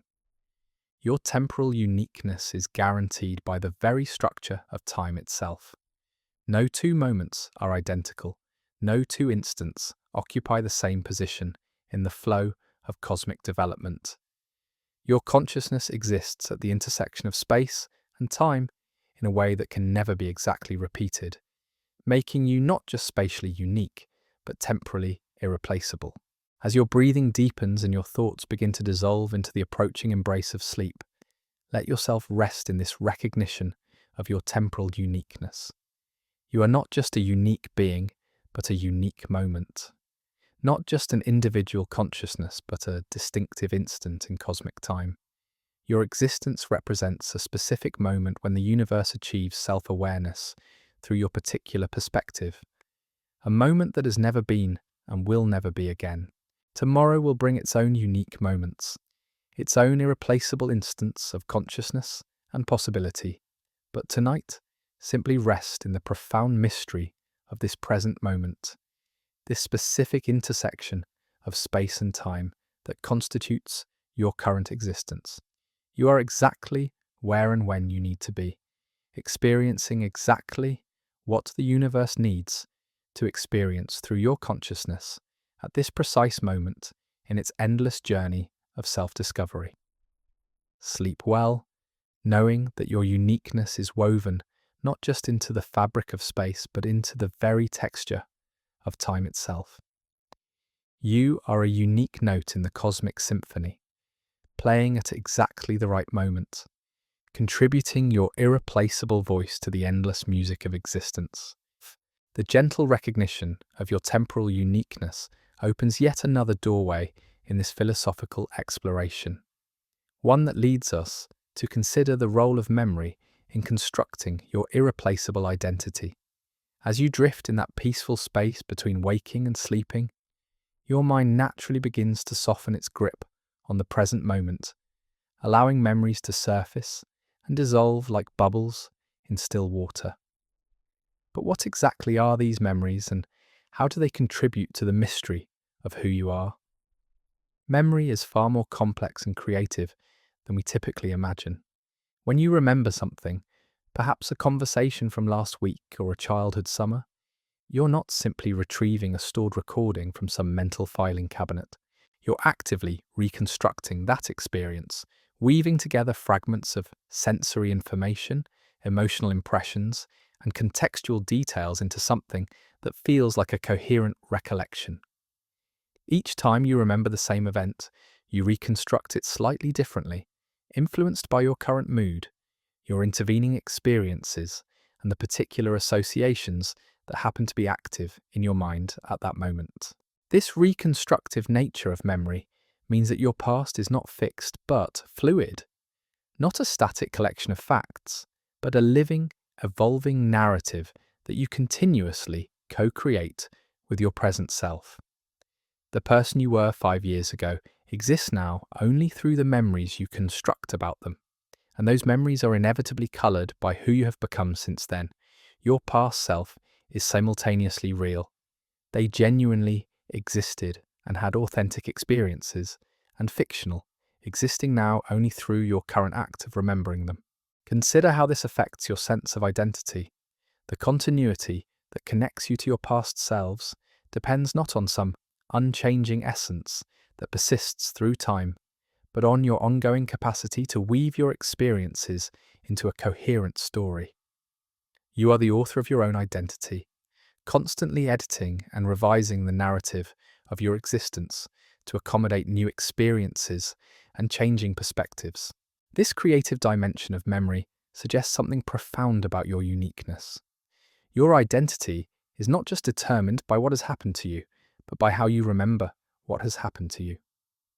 Two people could have very similar experiences, yet develop entirely different identities based on how they reconstruct and interpret their memories. Your particular way of remembering, the details you notice, the connections you make, the meanings you extract is as distinctive as your fingerprints.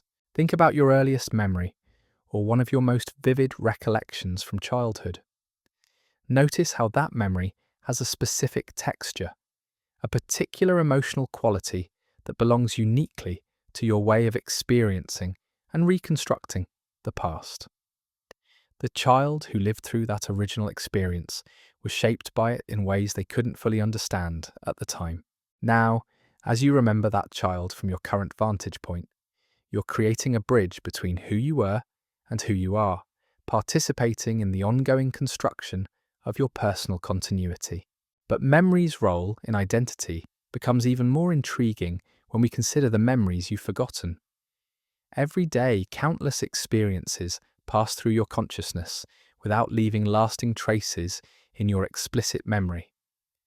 The face of a stranger you passed on the street, the precise words of a casual conversation, the specific quality of light during yesterday's afternoon.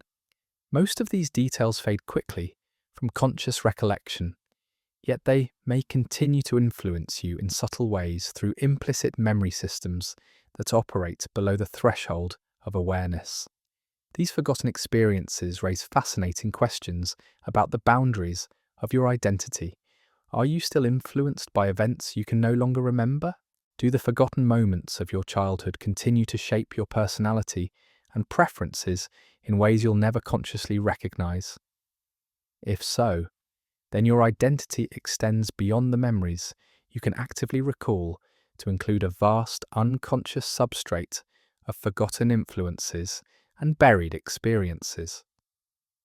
This unconscious dimension of memory suggests that your uniqueness may be even more profound than you realize. Not only do you have your own distinctive way of remembering and forgetting, but you also carry within your unconscious mind a unique collection of forgotten experiences that continue to influence your thoughts, feelings, and behaviors in ways that remain largely mysterious even to yourself.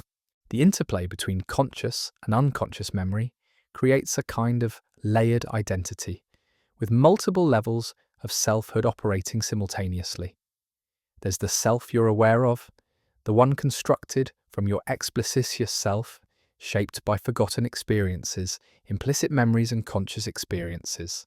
There's also the unconscious learning and buried emotional patterns. And beneath both of these lies, perhaps an even deeper level, the self that exists prior to all memory, the pure awareness that witnesses both remembering and forgetting without being diminished by either. This layered view of identity adds yet another dimension to questions about the possibility of perfect duplication. Even if someone could replicate your conscious memories perfectly, could they also replicate the vast unconscious substrate of forgotten experiences that continues to influence you? Could they duplicate not just what you remember, but also how your forgotten experiences continue to shape your unconscious responses to new situations? The challenge becomes even more complex when we consider that memory is not just individual, but also collective. Your personal memories are embedded within larger cultural and historical contexts that provide meaning and significance to your individual experiences. The language you use to remember, the categories and concepts available to you for making sense of your past, the stories and myths that shape your understanding of what experiences mean, all of these come to you through your participation in collective memory systems that extend far beyond your individual mind. Your unique position within these collective memory systems contributes to your irreplaceable identity. You have access to certain cultural memories and narratives while being excluded from others. You interpret universal human experiences through the particular lens of your cultural and historical context. Your individual story is woven into larger collective stories in ways that create meaning and significance that extend beyond your personal boundaries. This collective dimension of memory suggests that your identity is not just personally unique, but culturally and historically unique as well. You exist at the intersection of multiple memory traditions, family stories, cultural narratives, historical accounts, religious or philosophical frameworks, and your particular combination of these influences is entirely your own. Even if someone could replicate your individual house memories and unconscious patterns, they could not replicate your specific position within these larger memory systems. They would not have grown up hearing the same family stories, participating in the same cultural traditions, or interpreting their experiences through the same historical and social contexts. Their identity would necessarily be different because their relationship to collective memory would be different. But let's explore another aspect of memory that might be even more fundamental to your uniqueness: the way you remember the future. This might sound paradoxical. How can you remember something that hasn't happened yet? But your consciousness constantly engages in a kind of prospective memory, imagining possible futures and rehearsing potential experiences. Your capacity to anticipate, plan, dream, and worry about the future is itself a form of memory. You're drawing on past experiences and current knowledge to construct mental models of what might happen, your hopes and fears, your goals and expectations, your sense of what's possible and what's inevitable. All of these future-oriented mental activities contribute to your present identity in profound ways. Your particular way of imagining the future is as distinctive as your way of remembering the past. Some people are naturally optimistic, constructing vivid and appealing visions of what's to come. Others are more cautious or pessimistic, focusing on potential problems and obstacles. Some imagine the future in great detail, while others prefer to remain flexible and open to unexpected possibilities. Some are drawn to familiar, predictable futures, while others yearn for adventure and transformation. These different styles of future-oriented thinking create different lived experiences in the present. Your current emotional state, your motivation and energy levels, your willingness to take risks or make commitments, all of these are influenced by how you imagine and remember your potential futures. In a very real sense, your anticipated future is part of your present identity. This temporal complexity of identity, the way your past memories and future imaginings both contribute to your present sense of self, creates another layer of uniqueness that would be impossible to duplicate. Even if someone could replicate your memories of the past and your current mental state, they could not replicate your specific relationship to the future, your particular way of imagining and anticipating what's to come.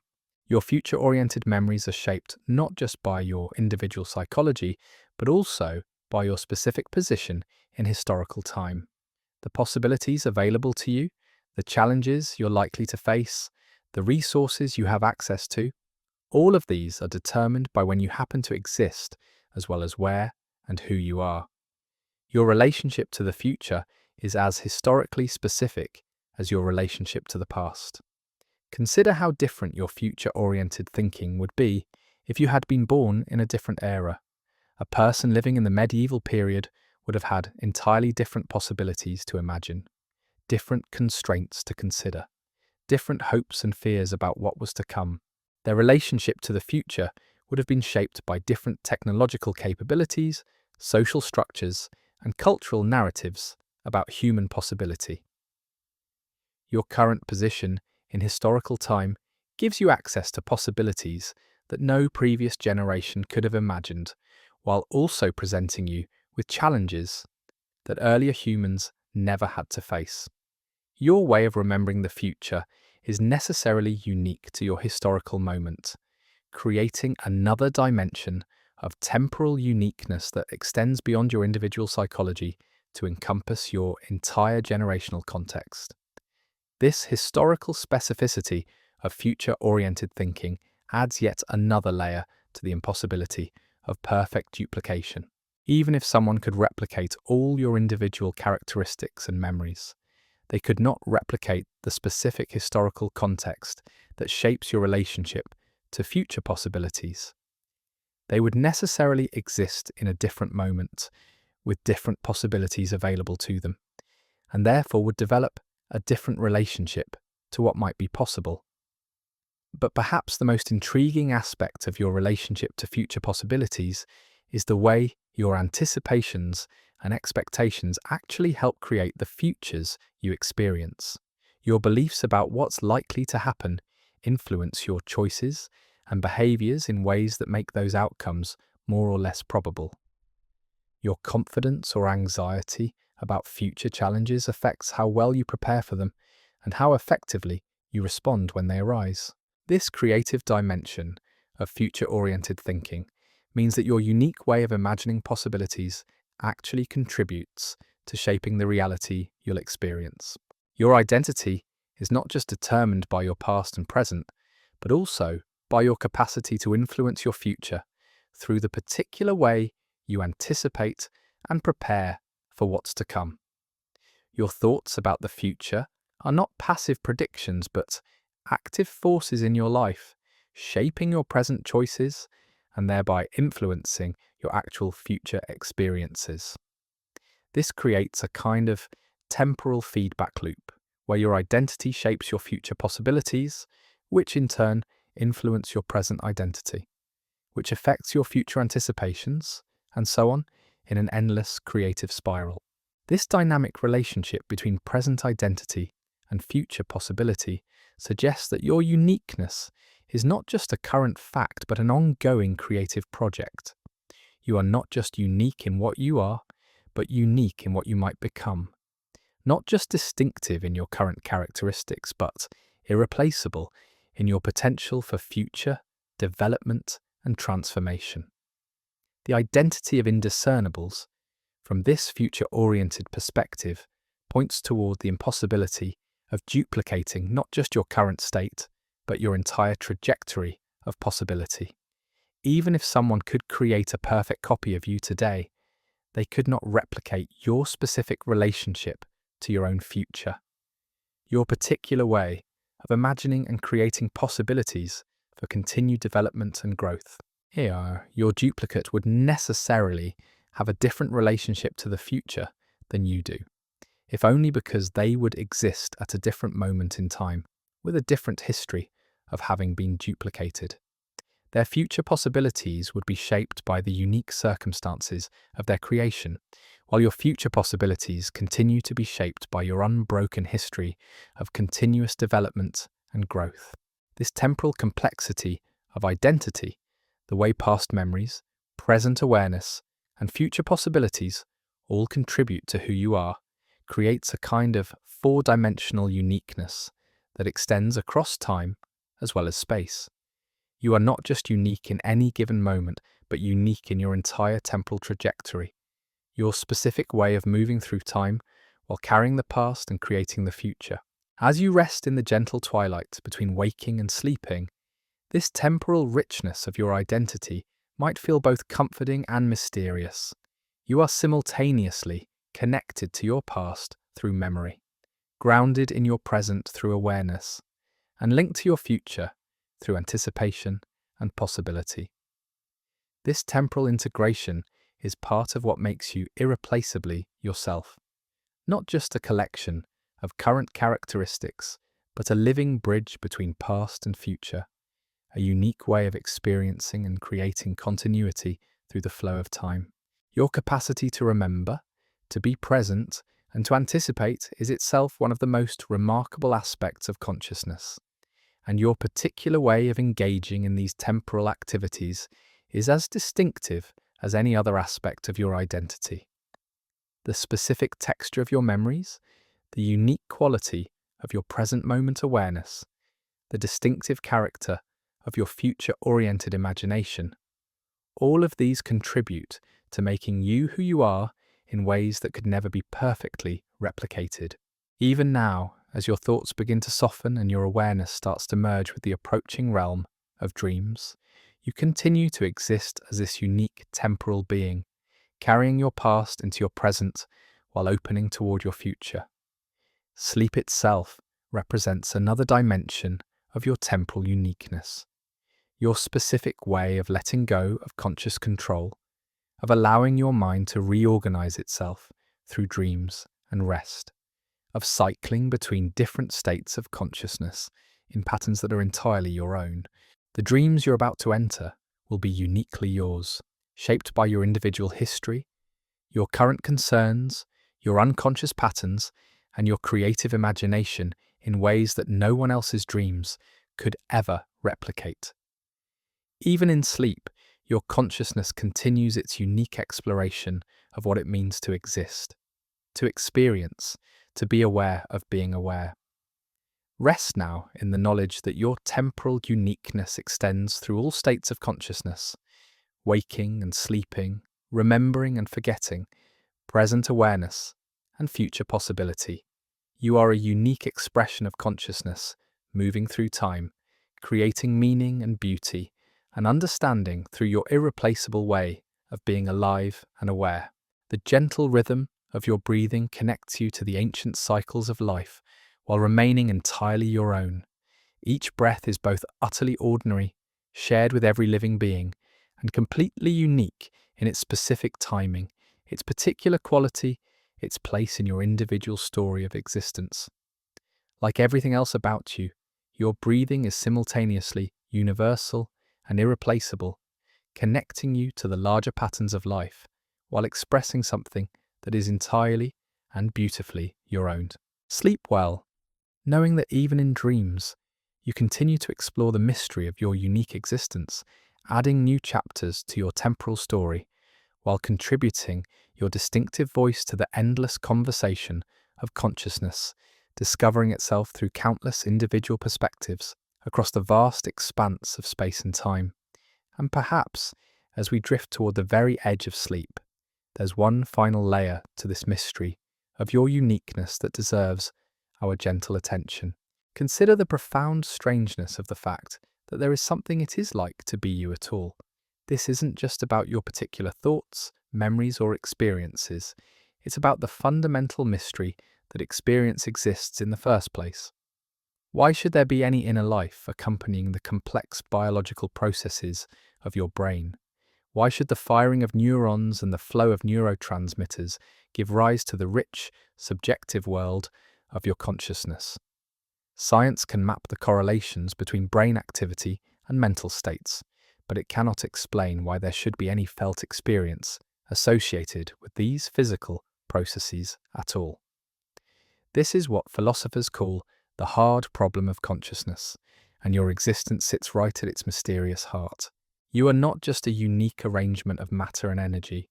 You are a unique way that the universe becomes aware of itself from the inside. The specific quality of your subjective experience, the particular way it feels to be conscious from your perspective, represents something genuinely inexplicable and irreplaceable. So here we find ourselves, at the gentle end of our philosophical wandering through the mystery of your existence. We've explored questions that have puzzled minds for centuries, drifted through layers of identity and consciousness, and perhaps discovered that the deepest truths are not answers, but deeper mysteries to be lived. Whether you're truly unique may matter less than the recognition that you are irreplaceably here now, contributing your distinctive voice to the endless conversation of existence discovering itself. Sleep well, knowing you are exactly who the universe needs you to be.